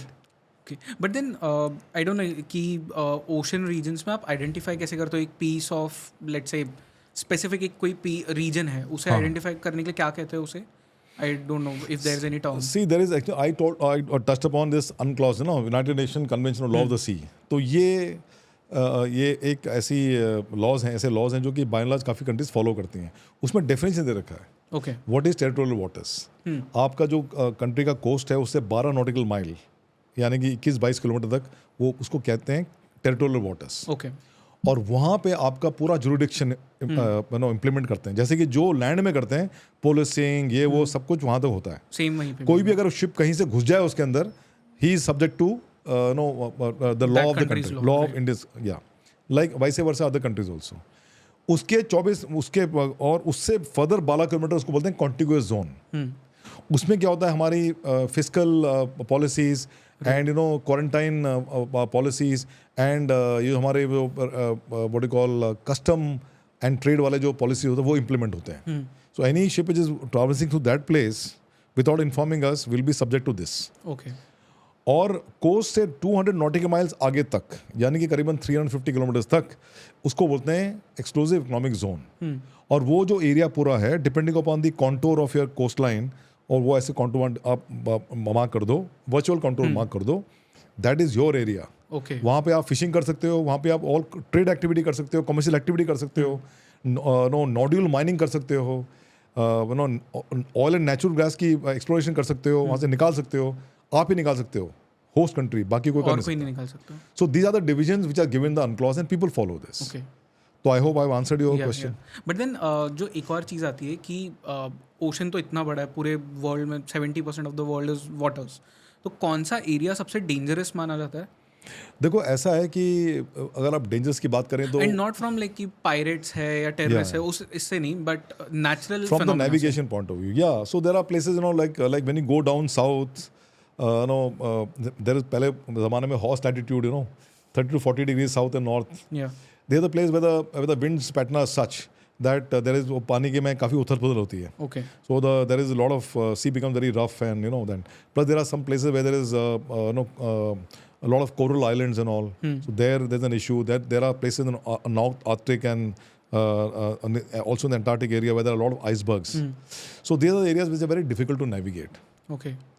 And generally the water which are warmer are not that difficult to navigate because उसमें एक तो आपको अंडर वाटर कुछ मिलेगा नहीं, ऑब्स्ट्रक्शन मिलेगा नहीं, plus the contours are well defined, plus also the wind pattern is such that it doesn't create that kind of उथल पुथल Okay. जो कि ये सब एरिया में होता है. Of course there are tropical revolving storms जो पैदा हो जाते हैं. They are the one of things which are very common in certain months, both in the Arabian Sea and also in the Bay of Bengal when it comes to India. Right. होते हैं वहाँ पे, but ship में wherewithal होते हैं to make out कि अभी ऐसा tropical revolving storm build up होने वाला है. आजकल तो इतने gadgets हैं, plus इतने आपको weather warning इतनी ज़्यादा अच्छी मिल जाती है, you can always avoid that area and not to go there. But then जब आप शिप पे होते हो and you are far away from land, मतलब आपके ना आगे कुछ है ना पीछे कुछ है, कहीं पे कुछ नहीं दिख रहा है, व्हाट इज़ मतलब आपका साइकोलॉजिकल एंड मेंटल चैलेंजेस क्या रहते हैं ऐसे पीरियड पे? बिकॉज आई एम गेसिंग कि वो जो रीजन है जहाँ पे आप रहोगे वहाँ पे डार्कनेस भी बहुत एकदम जो टोटल डार्कनेस कहते नहीं हैं ऐसा वो कुछ होगा. नहीं है. No, it's just like normal. Okay. I mean, you are in sea, Yeah. like you're in land. You see the stars, you see the sun, then in moon cities rising, and we have, like, you see lights and beautiful everything. sunrise and sunset, you know. Okay. And when the sun is setting and sun is rising, we check our gyro for its accuracy. Okay. It's a major evolution. वो बहुत बड़ा evolution है young officer के लिए warship में. अच्छा. कि when the sun is setting उसका वो you do there is something called Norris table. उससे आप कैलकुलेट करते हो कि as per lat long जहाँ पे आप सेलिंग कर रहे हो और आपकी कोर्स ऑफ स्पीड कितनी है उसके अनुसार ये जो सन सेट होगा उसमें बेरिंग उसकी सनसेट में बेरिंग कितनी होनी, sunrise in the east and sets in the west, तो 090 और 091 और 089 के बीच में होना चाहिए, है ना. कैलकुलेशन करके नॉरिस टेबल से अगर वो आएगा कि 091 है और आपने जब लिया तो उसकी बेरिंग 090 हो रही है, तो इसका मतलब क्या है, जायरो इज 1 डिग्री हाई और low. I mean you can make out the inaccuracies in the gyro and accordingly you can adjust it. So but इतना अच्छा लगता है when the sea is calm and when you are sailing you can see the moonlight and moonlight actually the stream of moonlight actually coming to you. You can see bioluminescence, you can see porpoise sailing along with you. तो बहुत मज़ा आता है. Right. लेकिन ये बहुत कम होता है. अक्सर सी काफ़ी रफ होता है. और क्या होता है कि जहाज में वॉरशिप में it's a hub of activity. It's like Mumbai. There is always activity. As you can imagine that atoms are all moving like this. जैसे मैं हाथ ऐसे कर रहा है वैसे शिप में एक्टिविटी होती है. Okay. There are so many departments. They have to do departmental work. They have to ensure that the weapons are working properly. Regular maintenance routine of each and weapon and equipment. Machines, complicated machines, छोटे spaces में घुस के machine को ठीक करना पड़ रहा है. Oil leak कर रहा है उसको plug करना है. Pumping of water करना है. Fire fighting drills करनी है. Then actually weapons को clean करना है. Weapons को fire करने की drill करनी है. Administrative भी देखना है. खाना पीना भी खाना बनाना है. All those things. So ये बहुत ही अच्छी एक्टिविटी होती हैं. So as a commanding officer you are always responsible for the man safety of man and material. As a commanding officer you also responsible for the combat efficiency of the ship. True. तो ये सब तो अभी commanding officer के दिमाग में तो ये चलता रहता है हर समय. And he is the man, he is the loner who has to take a stick and get the work done and he has to provide a leadership. तो उसकी तो जॉब सेट है. ट्रू. बाकी जो उसके सबऑर्डिनेट ऑफिसर्स हैं they have got the departmental jobs and they are very clear cut jobs. फौज में एक चीज़ देखिए, मैं खासकर वॉरशिप की बात कर रहा हूँ, each and every job is well defined. There is no cross connections. And अगर क्रॉस कनेक्शन है तो कैसे किए जाएंगे, that is also well defined on in the book and you have to follow the SOPs as laid down in the book. And this is the reason why by doing this you can actually reduce casualty, you can reduce inefficiency, Right. you can reduce error. It is very important. एक जहाज, मेरा जहाज 5,000 करोड़ का था. आजकल के जहाज तो 8-9 हज़ार करोड़ के होते हैं. बड़े जहाज तो और भी महंगे होते हैं. एयरक्राफ्ट के तो 30,000 करोड़ का होगा एयरक्राफ्ट कैरियर. अब एक आदमी कमांड कर रहा हो जहाज को, कितनी रिस्पॉन्सिबिलिटी बताओ आप. बिल्कुल. और अगर मैंने कहा कि when the sea is rough, the ship rolls and pitches like nobody's business. यहाँ से सामान गिर रहा है, यहाँ से वो गिर रहा है, आप स्टडी नहीं हो, आपकी एफिशिएंसी वैसी कम होगी, सी सिकनेस हो रहा है, लोग उल्टियाँ कर रहे हैं, है ना, खाना नहीं बना पा रहे हैं, तेल गिर रहा है आदमी के हाथ में, वो सब चीज़ें हैं. उसके बीच आपको नौकरी करनी है और आपको अपना पूरा काम करना है. You have to man your quarters में जहाँ पे आपकी वेपन सिस्टम है, you have to man it, you have to do war time exercises, you have to simulate enemy attack and how do defend and then how do do an give an offensive punch. ये सब आपको regular practice करनी है. आपको helicopter operate करना है और helicopter ऐसे नहीं ऑपरेट होता है, उसका भी वो होता है कि 2 डिग्रीज रोल और 2 डिग्रीज पिच है, तो और अगर विंड पैटर्न इतना स्पीड इतनी है तो you can't operate helicopter. Right. मान लिया जाए आपने हेलीकॉप्टर को फ्लाई टेक ऑफ करा दिया, हेलीकॉप्टर 2 घंटे की सॉर्टिंग में चला गया, जब वापस आ रहा है तो you not able to provide its conducive platform, you know, stability for helicopter land. अभी आप बताओ ऐसे कमांडर से क्या करोगे आप? टेंशन में आ गए। बिल्कुल। तो ये सब चीज़ें होती हैं। तो but you know practice makes a man perfect. तो प्रैक्टिस चलती रहती है लोगों का मोरल हाई करना पड़ता है। एक्टिविटी होती है। हम तो मेरे शिप में तो हम अंताक्षरी खेलते थे, we used to play games, you know, we used to play what you call quiz competitions. Wow. हाँ, and we used to play volleyball, tug of war. अच्छा, वॉलीबॉल खेलते हैं वॉलीबॉल। एक्चुअली वो वॉलीबॉल को एक जाली में फंसा के लंबा रस्सी बांध के उसको टेथर कर देते हैं डेक में, और उसके बाद वॉलीबॉल खेलते हैं। Then we play hockey also like that. Then we play जब बड़े बड़े जहाज उनका तो क्वार्टर डेक होता है, और या तो हेलो डेक होता है, हेलीकॉप्टर जहाँ होता है। मेरे शिप में हेलीकॉप्टर डेक था, हेलीकॉप्टर को अपने हैंगर के अंदर रखा तो पूरा डेक ही खाली 25 मिनट बाय 20 मिनट का डेक हो गया। मैं तो उसमें एक्सरसाइज करता था। I should do my runs there and I push up, sit ups, and सारे बंदे पीटी सुबह वहीं करते हैं। सिक्योरिटी बड़ी मजेदार है। 6:30 एवरीबडी डज पीटी। जो बंदे वॉच नहीं कर रहे हैं, जो बंदे ड्यूटी में तो ड्यूटी में हैं, जो ड्यूटी में नहीं है तो अपना पीटी करते हैं आधे 1 घंटे तक। उसके बाद वो क्लीनशिप करते हैं पूरी, उसके बाद अपने डिपार्टमेंट ज्वाइन करते हैं, फिर देन कंटिन्यू वर्किंग, देन वो ड्यूटी में चले जाते हैं, फिर जो ड्यूटी से रिलीव हो रहे हैं वो आ जाते हैं। ऐसे करके काम चलता रहता है। तो उसके बाद एक्टिविटी आता है मीन्स यानी कि फुर्सत नहीं मिलती है, और उससे मन लगा रहता है। कोई बाहर दिखता नहीं। मैं जब बता रहा था ना आपको कि वो डॉल्फिन जा रही हैं, पॉर्पो जा रही हैं, वो सब कहने वाली बातें हैं। कभी कभी दिखते हैं आपको, कमांडिंग ऑफिसर देख सकता है, लेकिन बाकी लोग इतने बिजी होते हैं वो मौका नहीं मिलता उनको देखने का। वो बहुत ही बिजी रहता है। बट सर, इतने सारे ये जो बिजी आपका एक शेड्यूल रहता है, इसके बीच में हैव यू एवर नोटिस, मतलब कोई सुपरनैचुरल चीज़ हो रही है? एक्चुअली नॉट इन सी मैं not supernatural, but yes something which is unexplained to me. It happened in my warship. मैं उसकी बात कर रहा हूँ, INS गुलदार की बात कर रहा हूँ। हम अलॉन्ग साइड थे, विशाखापट्टनम हार्बर में मेंटेनेंस रूटीन चल रही थी, और मेरा शिप पूरी तरह से तैयार हो चुका था। अब testing and tuning of the engine की बारी थी। नए इंजन लगा के रखे थे, तो ऑब्वियसली टेस्टिंग एंड ट्यूनिंग तो अच्छी होगी। टेस्टिंग एंड ट्यूनिंग करने में उसको बोलते हैं हार्बर बेसिन ट्रायल्स। उसमें क्या होता है कि आप पूरे जहाज को ना रस्सी से ठीक तरह से बांध देते हो, एंड अपना एंकर लोअर कर देते हो हार्बर में, एंड पूरा इंजन चलाते हो क्लच इन मोड में। जब आप इंजन क्लच इन मोड में चलाओगे तो प्रोपेलर्स घूमेगा, उसमें थ्रस्ट पैदा होगा, तो शिप आगे जाने की कोशिश करेगा। तो उसको रस्सियों से, जो बर्थिंग हाउसर होते हैं, उससे जेट्टीज में, बोलार्ड्स में बांध देते हैं। अब उसमें फिर आपको पूरे इंजन में all regimes, you know, from slow head to half head to full head, वो पूरा रिजीम करते हैं। उसमें कितना इंजन की रेवोल्यूशन है, और temperature parameters, exhaust temperature parameters, वो सब आपको नापना पड़ता है। तो मेरा नया इंजन था, all parameters normal excepting one. The exhaust temperature was exceeding emergency temperature. Then we used to stop. ये एक बार बेसिन ट्रायल किया, फिर एक हफ्ते के बाद और रिपीट किया। वहाँ फिर इंजीनियर्स आए डॉकयार्ड के, naval officers and civilian officers and tradesman, they came, they saw the entire thing, and they were surprise कि everything is all right, why this exhaust temperature is rising. अब मुश्किल ये हो गई कि नो, अगर ऐसा केस हुआ in a brand new engine, the next option is to remove the engine again and then do the investigation on the test bench, which is a process which will take 5 to 6 months. इसका मतलब मेरा जहाज बैठा रहेगा। Right. So tension में तो commanding officer होता है, क्योंकि 1.5 साल का टेन्योर मिलता है आपको सेलिंग करनी है मैक्सिमम, क्योंकि आपका प्रमोशन का भी चक्कर होता है। And you don't feel, see, command of a warship is the ultimate, it's क्या बोलते हैं उसका, acme of achievement of a naval officer. The bigger the platform, like if you are commanding an aircraft carrier, I mean, it is the best achievement you can have in the Navy. Then accordingly, baki, you know, chote sa. But command is a command because you are responsible for. The government of India has identified you as a guy who is responsible enough to handle so much amount of men and material. You know, that is the. तो उसका नशा कुछ और ही है, power ना, उसका नशा कुछ और ही है। तो अब ये चक्कर आ गया। अब मैं शाम को ऐसे आगे, यू नो, अलॉन्ग साइड में अपने एक दोस्त से बात करा, उसका भी शिप अलॉन्ग साइड ही था, अलॉन्ग साइड में साथ ऐसे बर्थ थे। तो सडनली तो ओए रावत यार, तेरे शिप में सांप चढ़ गया है। अच्छा। एक snake came in my ship from the gangway. Gangway is the place, plank from where the people ship's company come from jetty to the ship, and बड़ा सांप मेरे शिप में आया, एंड पूरा मेरा जो फोकसल है, fo'c'sle is the forward part of the ship, उसने मुआयना किया, and then he jumped into the water. Okay.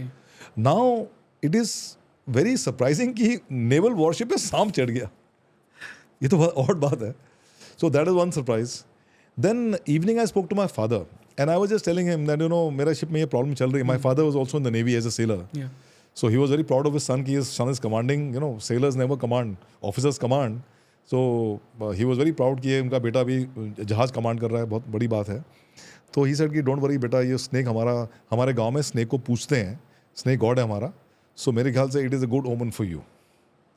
And जो तुम वो बेसिन ट्रायल की बात कर रहे थे कि तुम्हारे इंजन में पता नहीं क्या प्रॉब्लम है, you don't know what is going to happen, you might not even sail, आप सेल नहीं कर पाओगे 6 महीने तक, बहुत फिर आपका प्रमोशन में भी इफेक्ट होगा, वो सब है. लेकिन मेरे ख्याल से tomorrow you again request naval dockyard to do a basin trial.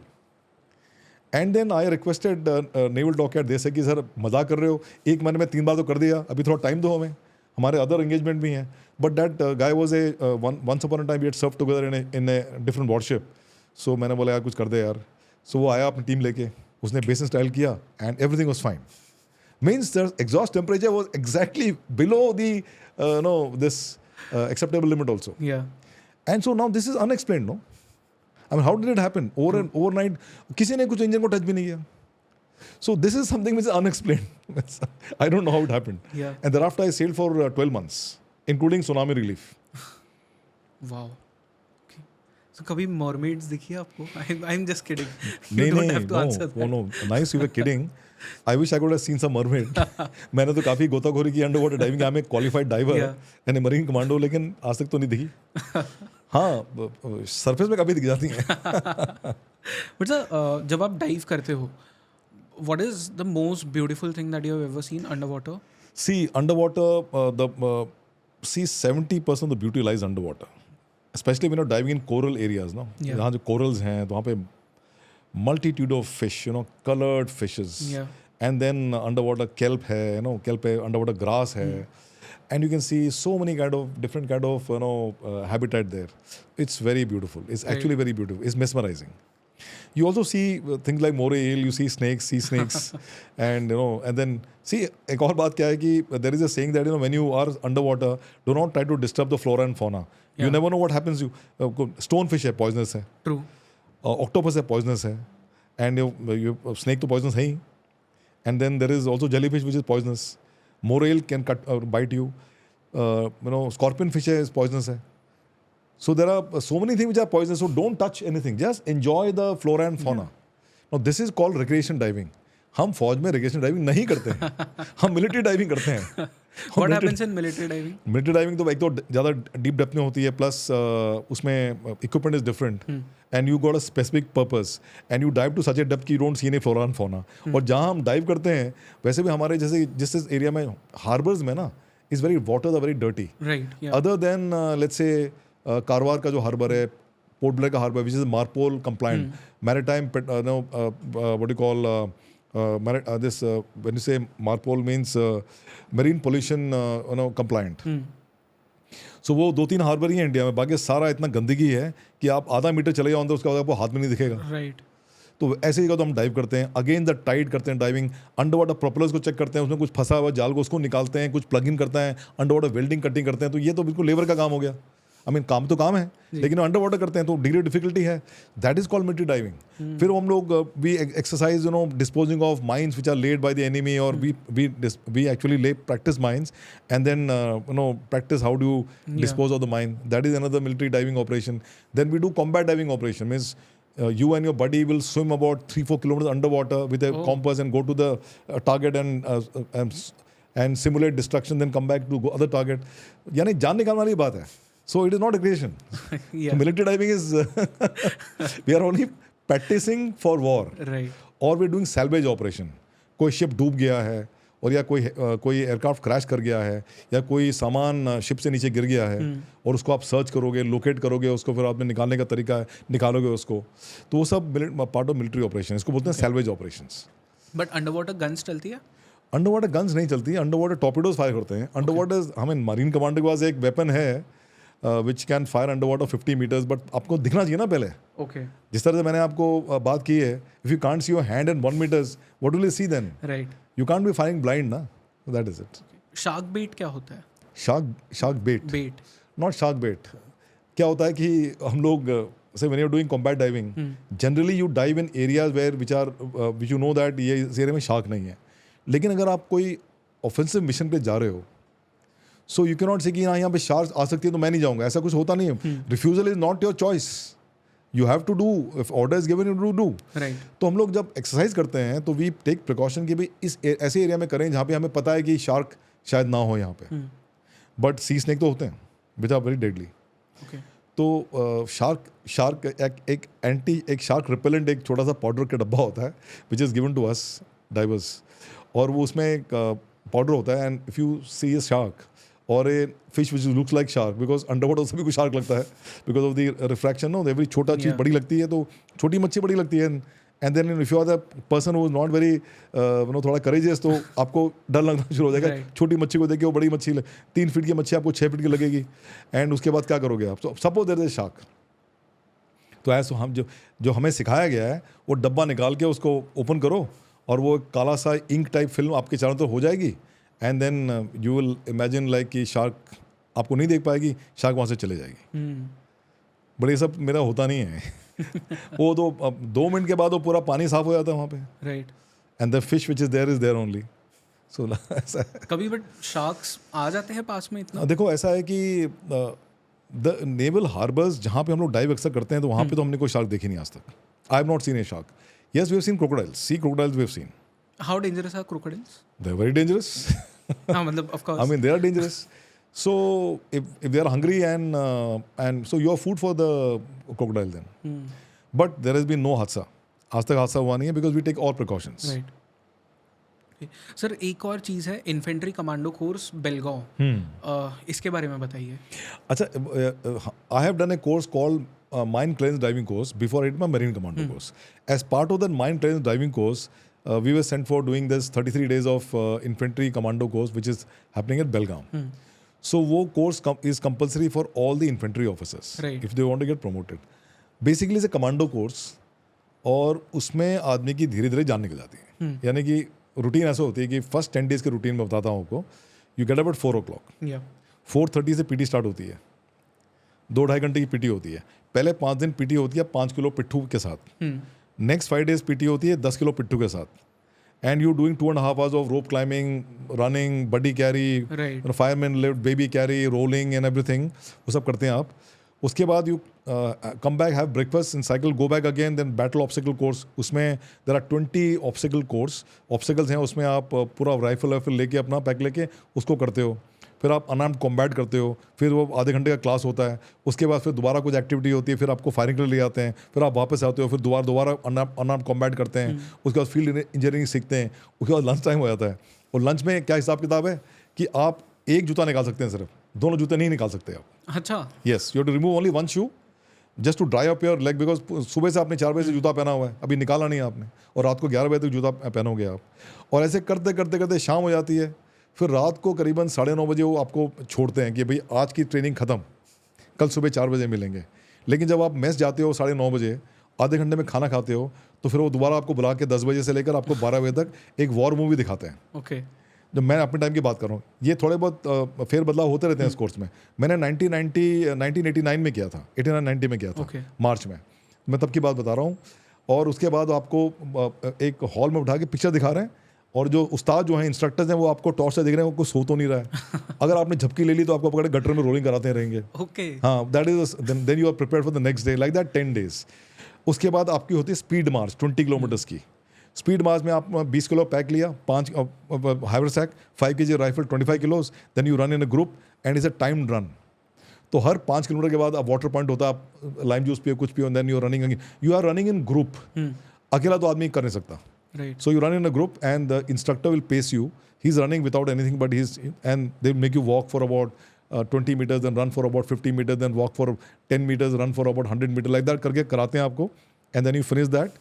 And the day you finish, आपके पूरे पीठ की तो बत्ती बंद हो जाती है, बैंड बच जाता है, और पूरा छिलका निकल जाता है आपका पीठ का.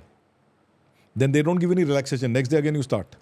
For next day से लेकर another 16 days you are in jungle only. You are actually in jungle. और जंगल में टेंट वेंट नहीं होता. जंगल में यू हैव टू हैव एक छोटा मेसिन होता है, एक छोटा सा एक टिफिन टाइप होता है. उसमें आपको चावल दे देते हैं, दाल दे देते हैं, बोलते हैं इसका खाना बनाओ, और वो सुबह ब्रेकफास्ट बनाओ आप. Okay.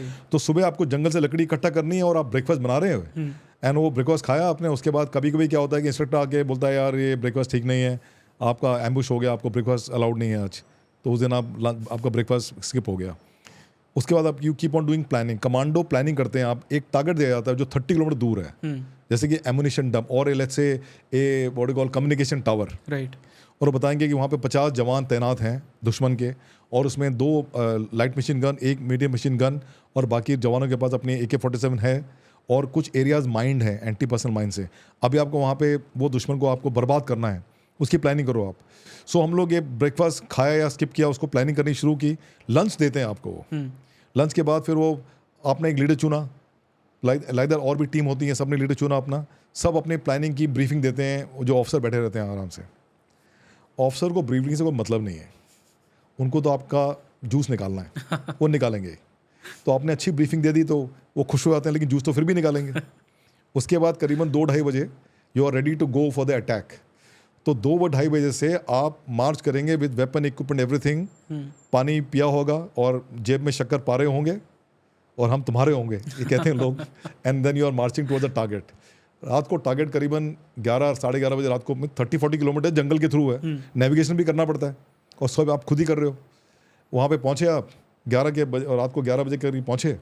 उसके बाद टारगेट से 1 किलोमीटर दूर आप रुक जाते हो। फिर आप वो क्या बोलते हैं, एक रेकी टीम भेजते हो, उसको बोलते हैं कन्फर्मेटरी रेकी। उसमें से जो आपके ग्रुप में लेट्स से अगर 50-60 बंदे हैं, उसमें से आप वॉलंटरी पूछते हो। कोई वॉलंटरी नहीं करता, बिकॉज वो पूरा जो एक्टिविटी है वो आधे 1 घंटे का होता है, तो लोग आधे 1 घंटे में सोना पसंद करेंगे। Nobody wants to go there. अब जब मैंने कोर्स किया तो हम 2 कमांडो थे नेवी के, जो क्वालिफाइड डाइवर्स थे, माइंड टेंस डाइवर्स, तो हमको वॉलंटियर करना पड़ता था हर समय। तो हम जाएंगे और 1 किलोमीटर वॉक करेंगे, उधर पूरा देखेंगे, महकमा देखेंगे कैसे, कहाँ पे क्या टारगेट है। जो हमने एक्चुअली हमें प्लानिंग की थी, क्या वाकई वो सही है, LMG पोस्ट हैं, कितने सेंट्री हैं, रोइंग पेट्रोल कितने हो सक, भर के वापस आके अपने टीम को ब्रीफ करना। जब हम वापस आते थे देखा टीम तो सारी सोई हुई है, उनको जगाओ पे रहे भाई, ये प्लानिंग है हमारी, चलो। Then you do the raid. आप असॉल्ट करते हो, और असॉल्ट जब खत्म हुआ तो वहाँ इंस्ट्रक्टर सारे उधर हैं। इंस्ट्रक्टर फिर असॉल्ट खत्म करते हैं, बोलते हैं ठीक है असॉल्ट तो बहुत ही बेकार रहा, it is a failure and then you should punish for that. और उसके बाद रात को 12 बजे से लेकर 2-2:30 बजे तक severe punishment as part of remedy. Punishment में रोलिंग वोलिंग हॉन्चिंग, बंदे को उठा के आधे घंटे 15 मिनट खड़े रहो, push up sit ups, you know all this things, run down the hill up the hill, वो सब कराते हैं। 2-2:30 बजे तक जान निकाल देते हैं। उसके बाद फिर आपको बोलते हैं ठीक है नाउ दोबारा आप करोगे ये रेड। तो दोबारा आप रेड करते हो, आधे आप सोए हुए हो, आधे थके हुए हो, लेकिन रेड आपको करना है। उसके बाद दिल से okay gentleman, this target has been destroyed, now you go to the second commando base which is another 25 kilometre from here. तो आप चलते चलते वहाँ उधर पहुँचो। सुबह करीबन 7 बजे आप वहाँ पहुँचे, और जहाँ वहाँ पहुँचे तो वहाँ पे उनके ऑफिसर्स के टेंट लगे हुए हैं, स्टाफ के टेंट लगे हुए हैं, ट्रेनर्स के टेंट लगे हुए हैं। और वहाँ पे फिर आपको बोलते हैं मेस टीन आपके पास है, जाओ अपना शेव करो, दांत साफ करो और अपना ब्रेकफास्ट बनाओ।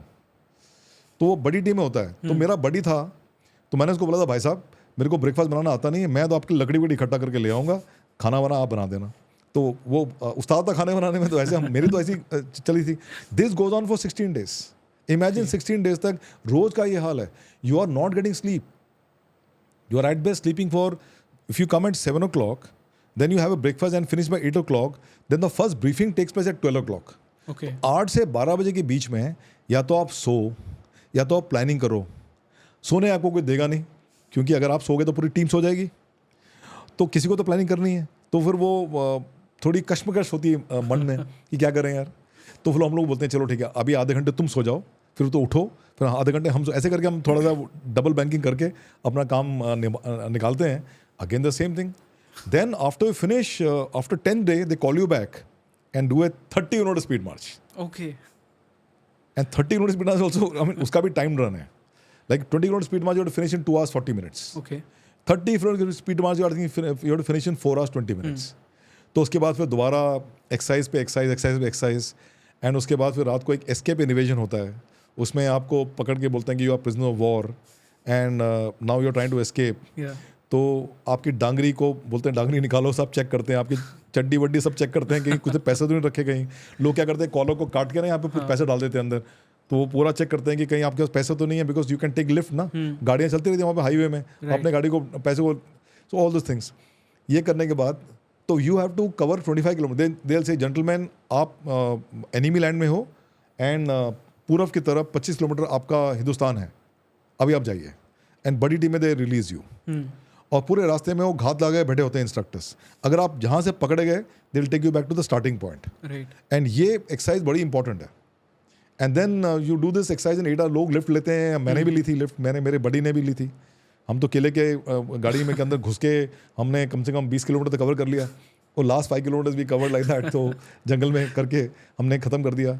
सब चीटिंग करते हैं, पकड़ा गया तो चोर, नहीं पकड़ा गया तो नो चोर। वो भी एक सिखलाई है by the way, that is also सिखलाई। सो वो की, उसके बाद फिर ख़त्म किया next. Then you relax till evening and night में you have a mother of all 40 kilometre speed march. Okay, so उसमें first was 25, 20 kilometers, 20, 30, after 10 days 30, then after on the 32nd day 40 kilometer speed march. Okay. And that is, you know, I think it has to be finished in about 6 hours 20 minutes. Okay. So imagine running 6 hours 20 minutes with 20 kg pack, 5 kg rifle. यानी पता नहीं दिमाग कहाँ चला जाता है उसमें ना. But since you are in a group, then you are able to run. Yeah. So that is one. So this was in short the exposure of the Belgaum Commando Course. हादसा हुआ था मेरे कोर्स में, हादसा हुआ था। क्या? उसका मैं जिक्र करना चाहूँगा जी। तो ये जो एस्केप रिवीजन से क्या सुबह जो है, रात को एस्केप रिवीजन हो रहा है, तो सुबह एक एक्सरसाइज होती है, उसको बोलते हैं जल निकास। यानी कि और वो एक्सरसाइज में आपको लीड करता है ट्रेनिंग ऑफिसर, राइट, जो कि इंस्ट्रक्टर है वहाँ पे। वो दिन की एक्सरसाइज होती है। तो उसमें क्या होता है कि एक दिन पहले आपको खाना पानी कुछ नहीं मिलता है, you are now hungry, and then you are travelling and you are marching through the jungles and all, and वो रात को आपको एक आरवी पॉइंट में पहुंचना पड़ता है। उसके बाद आपकी एस्केप रिवीजन शुरू होती है। तो वहाँ पहुंचने के लिए आपको एक रिवर क्रॉस भी करनी पड़ती है, जो कि इंस्ट्रक्टर के अंडर ही सुपरविजन आपको क्रॉस करना पड़ता है। हमारा जो टीम था, हमारा इंस्ट्रक्टर था, शायद वो कहीं रास्ता भूल गए वो लोग, नेविगेशन में कुछ दिक्कत आ गई, and we continued moving and we could not reach the RV point. Right. तो जो ऑफिसर था वो, उसने सोचा कि यार गलती तो उनकी है, तो उन्होंने कहा भी ऐसा करो 5-10 मिनट के लिए आप लोग सो जाओ, meanwhile I will figure out my map reading की क्या गड़बड़ी हो गई, आप लोग 5-10 मिनट सो जाओ। तो हम लोग 60 लोग, 60 पीपल है there, and I was the senior most, we all slept in the jungle. उसके बाद सब खड़े हुए, जब उसने सीटी बजाई कि सब आ जाओ, सब खड़े हुए, सबका हेड काउंट किया, सबका हेड काउंट ठीक था। Then we cross the river and then we came to the RV point. When we came to the RV point we realise कि वन चैप इज मिसिंग, एक बंदा गायब हो गया। Now the first impression was कि साला पानी में डूब तो नहीं गया, क्योंकि रिवर तो खैर it was knee deep, it was just chest deep water, but they were under currents. तो कोई ऐसा ना हो कि कोई डूब गया हो या कुछ हो गया तो हादसा हो जाता है। सो इंस्ट्रक्टर ने बोला कि भाई यू नाउ सर्च, तो naval commandos both of us we went back. मैंने बोला सर यहाँ पे तो कुछ नहीं है, डाइविंग सेट तो है नहीं, हम how will you search. Then sir कि कहीं जंगल में तो नहीं। फिर किसी ने कहा कि सर मैंने उसको देखा, वो उधर सोया था, उसने राइफल साइड मार के सोया हुआ था वो, तो क्या पता वहीं तो नहीं रह गया। तो लोगों ने बोला कि चलो 5-6 वॉलंटियर जाओ जंगल में, जंगल में जाना है कि गुम हो जाओगे आप। तो nobody wanted to go there and you are actually this is the 30th day of the training, and you are quite shagged out. I mean mentally you are fatigued, physically you are gone case, and उसके बाद अगर आप ये additional काम करना पड़े तो दिक्कत वाली बात है। राइट। तो उसमें भी हमें वॉलंटियर करना पड़ा। मैं और मेरा वो नेवल ऑफिसर एंड 2 और आर्मी के जो यंग्स ऑफिसर थे, हम चले अंदर। हम भी थोड़ा आधा किलोमीटर घुसे अंदर, हमें भी बोला छोड़ो यार, जान बची, यहाँ पे तो हम फंस जाएंगे, वापस आए। हमने कहा सर हमें तो कुछ मिला नहीं।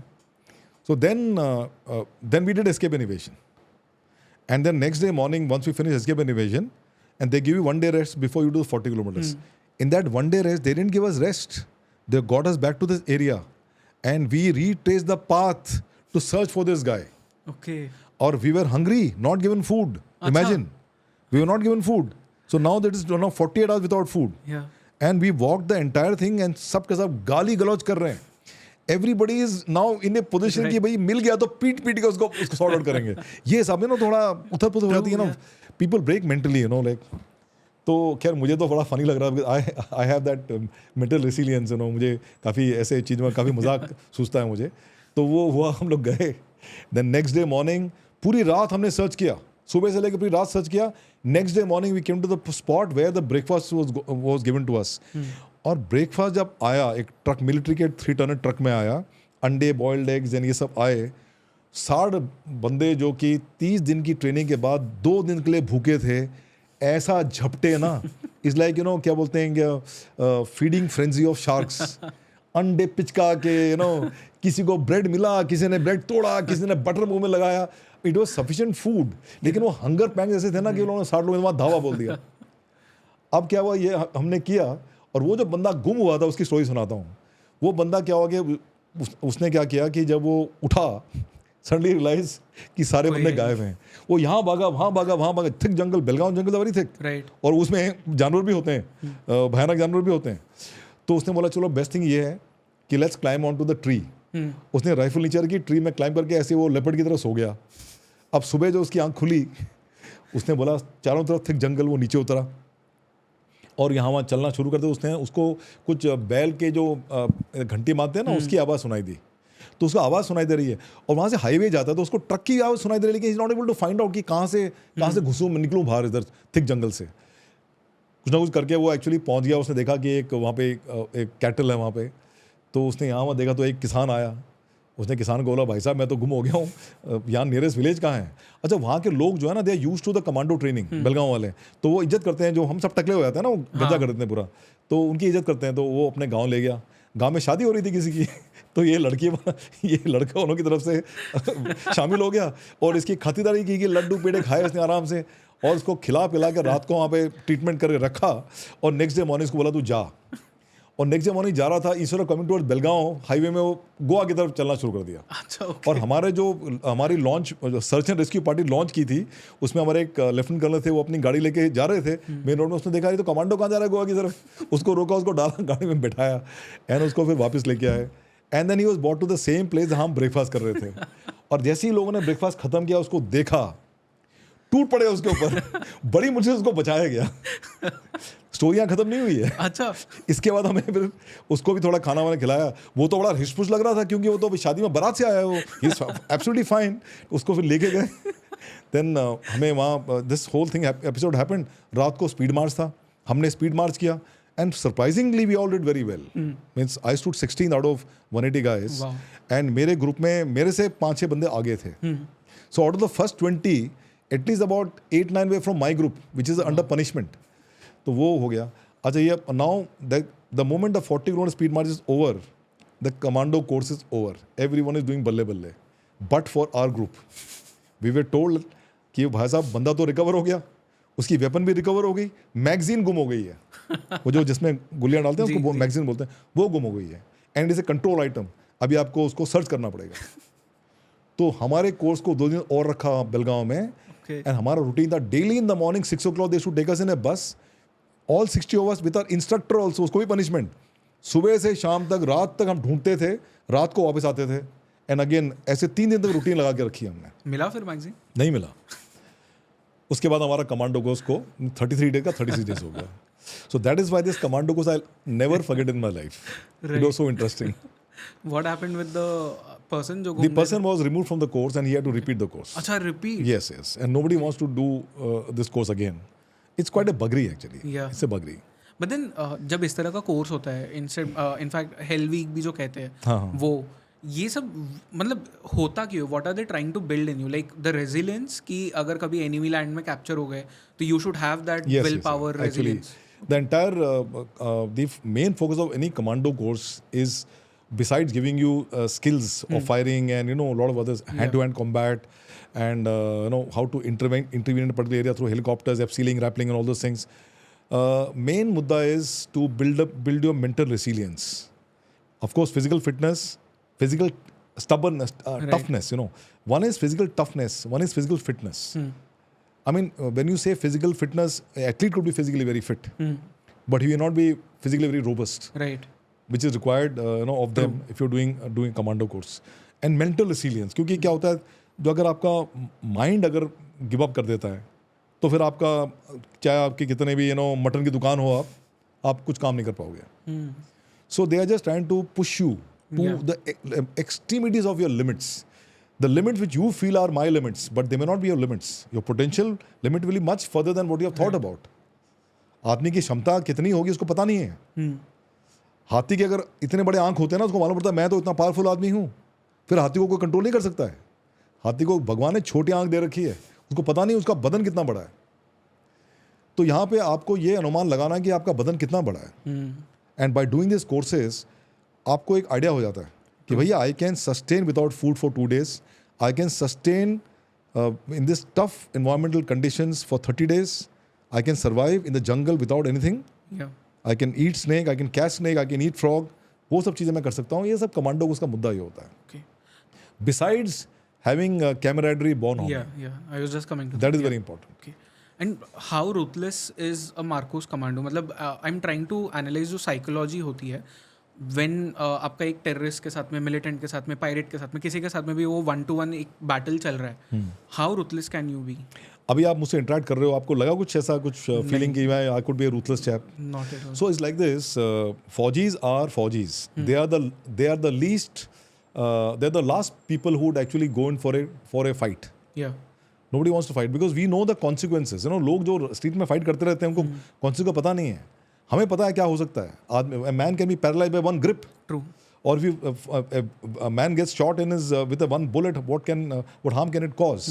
All those things we know, and we want to avoid it. So we are people in the armed forces are very disciplined, and they will not do all those things. But when it comes to operational objective, then things change. And there, of course, kill instinct तो आ जाता है. I mean, when you are going for an operation, you're trying to kill the enemy, no? Yeah. If you don't kill the enemy, he's going to kill you. So killer instinct तो आना ही है. So वो killer instinct को आने के लिए जो motivation requirement होता है और जो अंदर से आपके पास अंदरूनी ताकत होती है, mental as well as physical, वो सब चीज़ें आपको ऐसे फौज की ट्रेनिंग में खासकर और कमांडो कोर्स में ज़्यादातर आपको और आपके दिमाग में भर दी जाती है। राइट, बट देन जब लेट्स से आप एक एनकाउंटर में है, लाइक फॉर एग्जांपल 26/11 ताज वाला जो ऑपरेशन था या बाकी जगहों पे भी जो ऑपरेशंस हो रहे थे, when you are battling it out with a terrorist और a militant, your finger is on the trigger, वो 1 सेकेंड बिफोर शूटिंग आपके दिमाग में कुछ चलता है या इट्स जस्ट प्रैक्टिस जो की आपने? It is just practice because अगर आपको फिर वो इमोशनल एंगल उसमें आ गया तो बड़ा कष्ट है फिर। राइट, फिर तो आपके इमोशनल एंगल आ गया, आपने गोली दबाई नहीं, उसने तो दबा दी तो फिर आप रहे नहीं फिर। Right, so it is when you are going for it's like a surgical operation.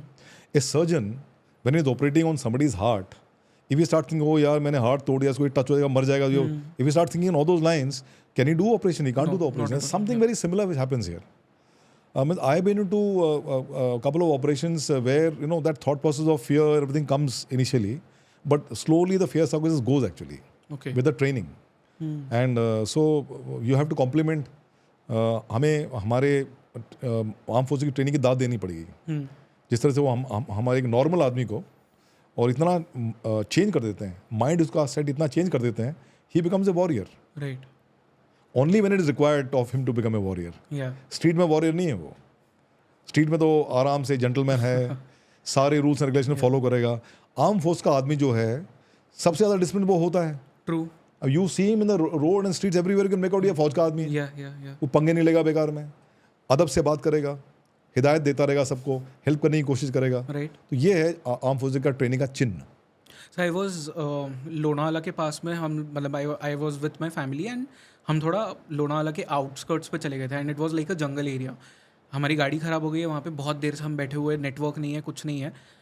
Someone comes on a bike and he just bike को पार्क किया एंड कोर जंगल के बीच में, and he came, he actually helped us with our car and everything.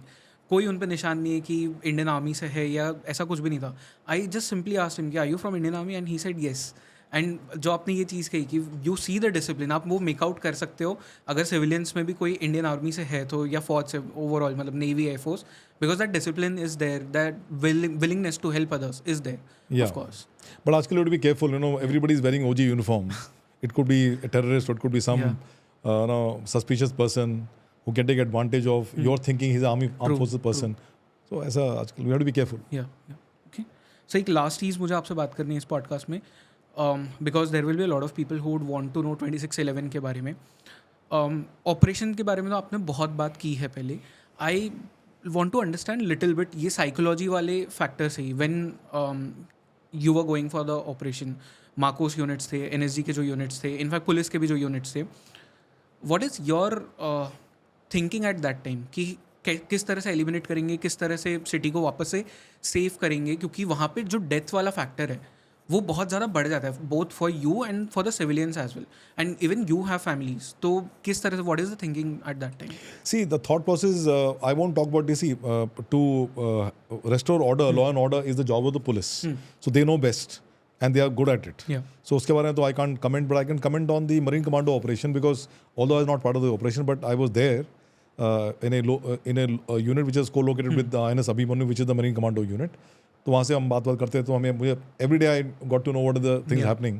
They were all my juniors only who were commanding and all those things.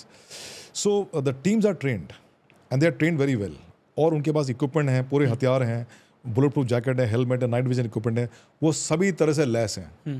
और उनको ये when they go for any operation like this, it's like going through the motions. Right.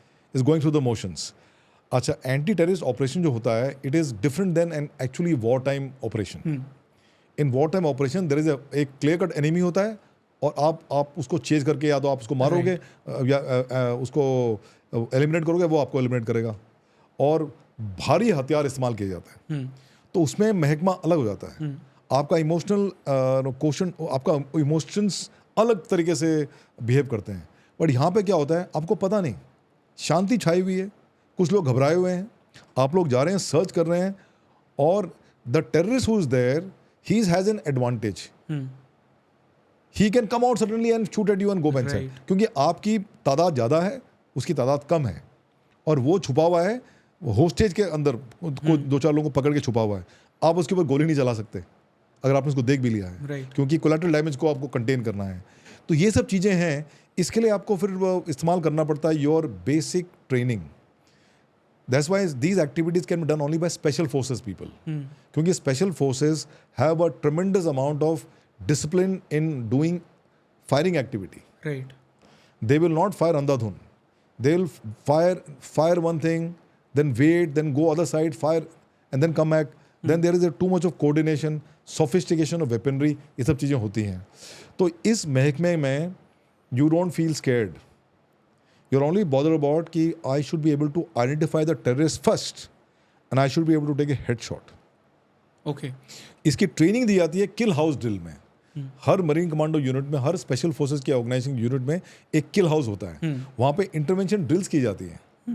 वहाँ पे आप, हाँ, yes, आप target simulate करते हो. वहाँ पे आप कटआउट लगाते हो, red and green cutout, human के साइज का होता है, ओनली सिर होता है उसका. And you have to go in buddy pairs, kick the door, roll and then fire it, and they give you certain time, like 10-12 second में आपको पूरे 6-7 रूम क्लियर करके, a team of 6 to the 12 people go, and there is a combination of 6-7 rooms with mud walls and all. वहाँ पे ये सब target रखे हुए हैं. Every buddy pair of have to go to one room and annihilate the target and come back, and 12 second में आपको पूरा ऑपरेशन खत्म करना है. ये रोज करते रहते हैं, सुबह शाम. एक और ड्रिल होता है, उसमें क्या है कि आप एक रूम में हो एंड वो रूम पूरा डार्क है. You have to kick the door open. एक पिक्चर दिखाई जाती है प्रिसाइसली 15 सेकंड्स के लिए.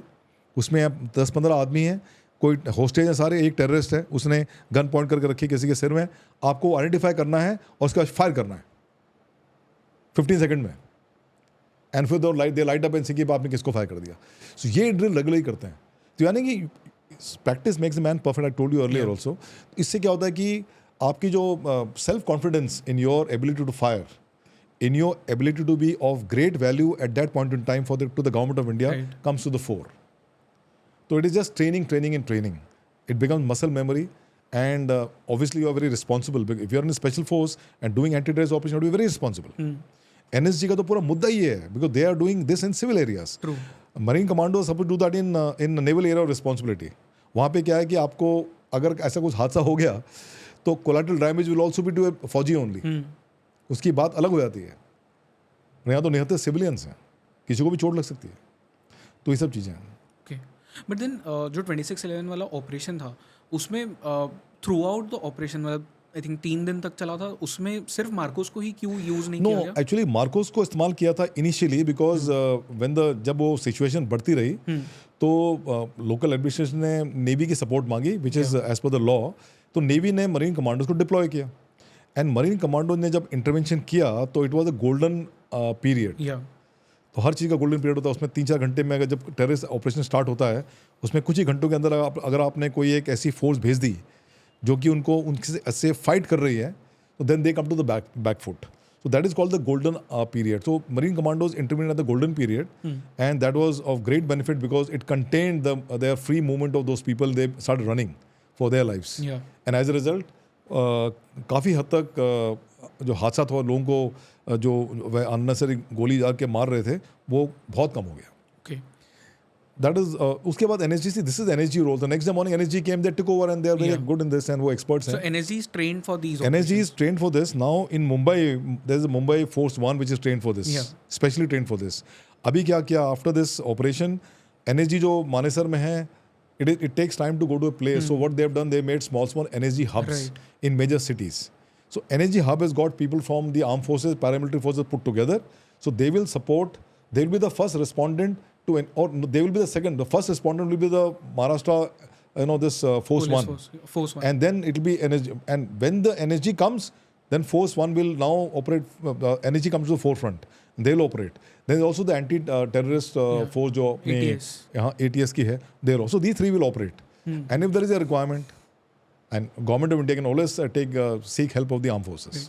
फिर फ्रॉम समन जिसने सिक्योरिटी एरिया में इतना काम किया है for the nation, I really want to understand कि 26/11 के बाद में चेंजेस क्या किए हमने. काफी चेंजेस हुए. तो मैंने बता दिया आपको, there was an organisational change at the apex level. They made command coastal security in charge as navy was overall in charge. The CNC commander in chief was made the in charge of coastal security. Under him there was an officer from the Coast Guard who was made his deputy. And then there were some organization changes, like a joint operation room was set up in various coastal areas, which was manned by people from the Army, Navy, as well as from the Coast Guard. And there were a lot of coastal chain radars were set up. And information of all this in IFC, IOR, जिसके मैंने जिक्र किया था, वो setup हुआ. तो सारा information about every maritime activity goes directly to there. Right. So moment to moment availability of any ship, anything is there. Plus automatic identification system जो है वो पहले बोट्स में नहीं होता था. 20 मीटर से छोटी बोट के साइज में नहीं होता था, और ये फिशिंग बोट उससे छोटी होती है. तो इसरो ने उनके लिए स्पेशली एक वो AIS बनाया, which was given to all the boats. All the fishing boat, yeah. Okay. So now, plus the fishing community was sensitized. And then there are a lot of committees which have been set up. NCS, MCS committee, which have regular meetings and all, where all the stakeholders are involved. So they keep on refining the policies and then keep on taking the inputs from all the stakeholders. And based on that, कहीं पे जो loop holes हैं उसको plug करेंगे. Policy revision takes place. ये सब चीज़ें हैं. Plus marine police का setup हुआ. Then a clear directive was given that marine police coast से 5 नॉटिकल माइल तक मरीन पुलिस का रोल है, 5 से लेकर 12 नॉटिकल माइल्स तक कोस्ट गार्ड का सिक्योरिटी रोल है, और 12 के बियॉन्ड इंडियन नेवी का सिक्योरिटी रोल है. This was clearly defined. So like that there is lot of changes at apex level, fundamental changes, and also the changes in the force levels. For example marine police को special boat दी गई. Then FICs, fast interceptor crafts were bought, about 200 of them were bought. उसको coast guard को दिया गया और कुछ Indian navy को दिया गया. And these are all operating, they can operate within 20 nautical miles away, 15 nautical miles area. And then, so the overall effect has been very good. But has this been used? Because there were few reports जो मुझे याद है police stations के पीछे मतलब भंगार हो गया है. अब ऐसा है कि पुलिस का तो मैं I can't say anything. I have not met anybody from the marine police. But yes, for police Indian police who's essentially land centric, उनको आप maritime police बनाओगे तो थोड़ा सा ट्रेनिंग की इश्यूज होती हैं. So it needs to be, मतलब ग्राउंड लेवल से ही वो आपको एक अलग फोर्स बनानी पड़ेगी आपको फोर्स. या तो if you are sending them on deputation, then at least they should be 3 to 5 years where they are given proper marine training. Maintenance of the boat is an issue. ये सब चीज़ें हैं जो कि ये this is organisation has to take care of that. So it is if you do not if you have a lackadaisical attitude, then obviously you'll land up with the situation. But I'm sure that people are very sensitive to it, and there are agencies within the police organization which are going to look at it, and they'll plug this gap and this loophole. Or they must have already plugged it. But the situation is much better than 26. Much better than. See, coast हमारा जो है 7,116 kilometre लंबा है, और island territories अलग हैं. So उसको continuously non porous बनाना तो मुश्किल है. तो आप चाहे एडी चोटी का दम लगा लो, कितने भी आप रडार लगा दो, कितने भी वॉरशिप को सेल करो, कोस्ट गार्ड के शिप को सेल करो, जिसको निकलना है तो निकल जाएगा. So now the most important thing is who is the biggest stakeholder, the fishing community. Right. Because they get affected. So fishing community, और क्या होता है कि जो लैंडिंग होती है वो उसी जगह होती है जहाँ पे फिशिंग कम्युनिटी बसे हुए हैं. क्योंकि सारा कोस्ट जो है ना पूरे वर्ल्ड का, Right. उसमें 85% कोस्ट में you can't land a boat. Only people from the special forces who are trained in this, like Marine Commandos or Navy, US Navy SEALs and all, they are trained to land a boat in this kind of area. उसके लिए special training होती है. आम आदमी land नहीं कर सकता. He will die. His boat will crack. He will have head injuries. A lot of things can happen. So, but those areas, there are 15% of areas where people can land boat or landing ship tank can also come. Okay. And these are the areas जहाँ पे fishing community settled हैं, क्योंकि उनको boat launch करना easy हो जाता है. तो वही जगह है जहाँ ये आ सकते हैं और कोई जगह नहीं है. तो उस एरिया में लोगों ने अपने इंटरनल सिक्योरिटी नेटवर्क लगा के रखे हैं. और जो फिशिंग कम्युनिटी का जो मुखिया है, he must be taking his own actions. और छोटी कम्युनिटी होती है, दे विल नो एग्जैक्टली ये बोट कौन सी है, ये बोट कौन सी है, ये कौन सी बोट आ गई यहाँ पे. तो and they are the first people to inform the police. So the chain of command has also been eased out. Plus security has penetrated everywhere. और रेगुलर मीटिंग होती रहती हैं. The navy and the coast guard and also the police, they make an effort कि हर 2-3 महीने में जाके इन फिशिंग कम्युनिटी को सेंसिटाइज किया जाए. प्लस कोस्टल सिक्योरिटी एक्साइज साल में 2-3 बार होती हैं. ओके. एक्साइज सी विजिल होती है, उसमें नेवी और कोस्ट गार्ड वो एक्साइज करती है. एंड सारे जो ऑर्गेनाइजेशन हैं, जो स्टेक होल्डर्स हैं, there are about 37 stakeholders in coastal security. 37 departments of the government of India are involve in coastal security. Everyone has got their reps. नुमाइंदा आता है एंड वो मीटिंग अटेंड करते हैं. उसके बाद जब एक्साइज होती है, उसमें Indian navy simulates as terrorist trying to enter the coast, penetrate the coast. And then the Indian Navy and the Coast Guard and the Marine Police and the other organizations which are there on the land, they try to defend it. Right. तो ये exercise होती रहती है. उसमें lessons are learned. और जो lesson, जो सिखलाई मिलती है, उसमें मालूम पड़ता है कि कितनी गलतियाँ हुई और क्यों हुई, कहाँ पे गैप्स हैं, उसको कैसे प्लग इन किया जाए, और वो प्लगिंग की कार्रवाई शुरू हो जाती है. तो देखा जाए तो ये लॉजिकल अप्रोच है. एंड आप देखिए 2000 जब ये हादसा हुआ था, 2026-11 मीन्स 2008 को हुआ था. 2008, yeah. उसके बाद आज क्या हो गया, 2024 हो गया. कुछ सुना है आपने इसके बारे में? नहीं सुना आपने, क्योंकि which means that it is functioning nicely. The whole organisation function nicely. Of course there is always room to improve. और वो जो इम्प्रूवमेंट जो है, that will come on with future technological enhancement in surveillance mechanism and what all loopholes which are identified during such exercises, and they are plugged. Right. Okay. So thank you so much इस conversation के लिए. I actually enjoyed. मेरी team ने मुझे बहुत सारे सवाल दिए थे जो मैंने पूछे नहीं है. But then this was one of those conversations जहाँ पे we spoke about geopolitics. We actually talked about Indian Navy, Marcos, 2611 of course. तो बहुत सारी चीज़ें ऐसी मुझे पता चली जो आज से पहले मुझे पता ही नहीं थी. So thank you so much, sir, for that. It's my pleasure. I hope the viewers now enjoy this conversation. Yeah. And there are some lessons learned, and also some good takeaways. Yeah, I'm sure, because there are a lot of fans of you, sir, out there. मैं दूसरे podcast देख रहा था, उस पे comments में I was seeing कि जिन लोगों को आपने train किया था, even they were commenting. So I was very happy that your podcasts are reaching them as well. I'm surprisingly, मैं कोई भी comment दिखता नहीं हूँ. So I think you should check out comments on this video. My wife sees those comments. Okay. Okay. Thank you so much. Very much.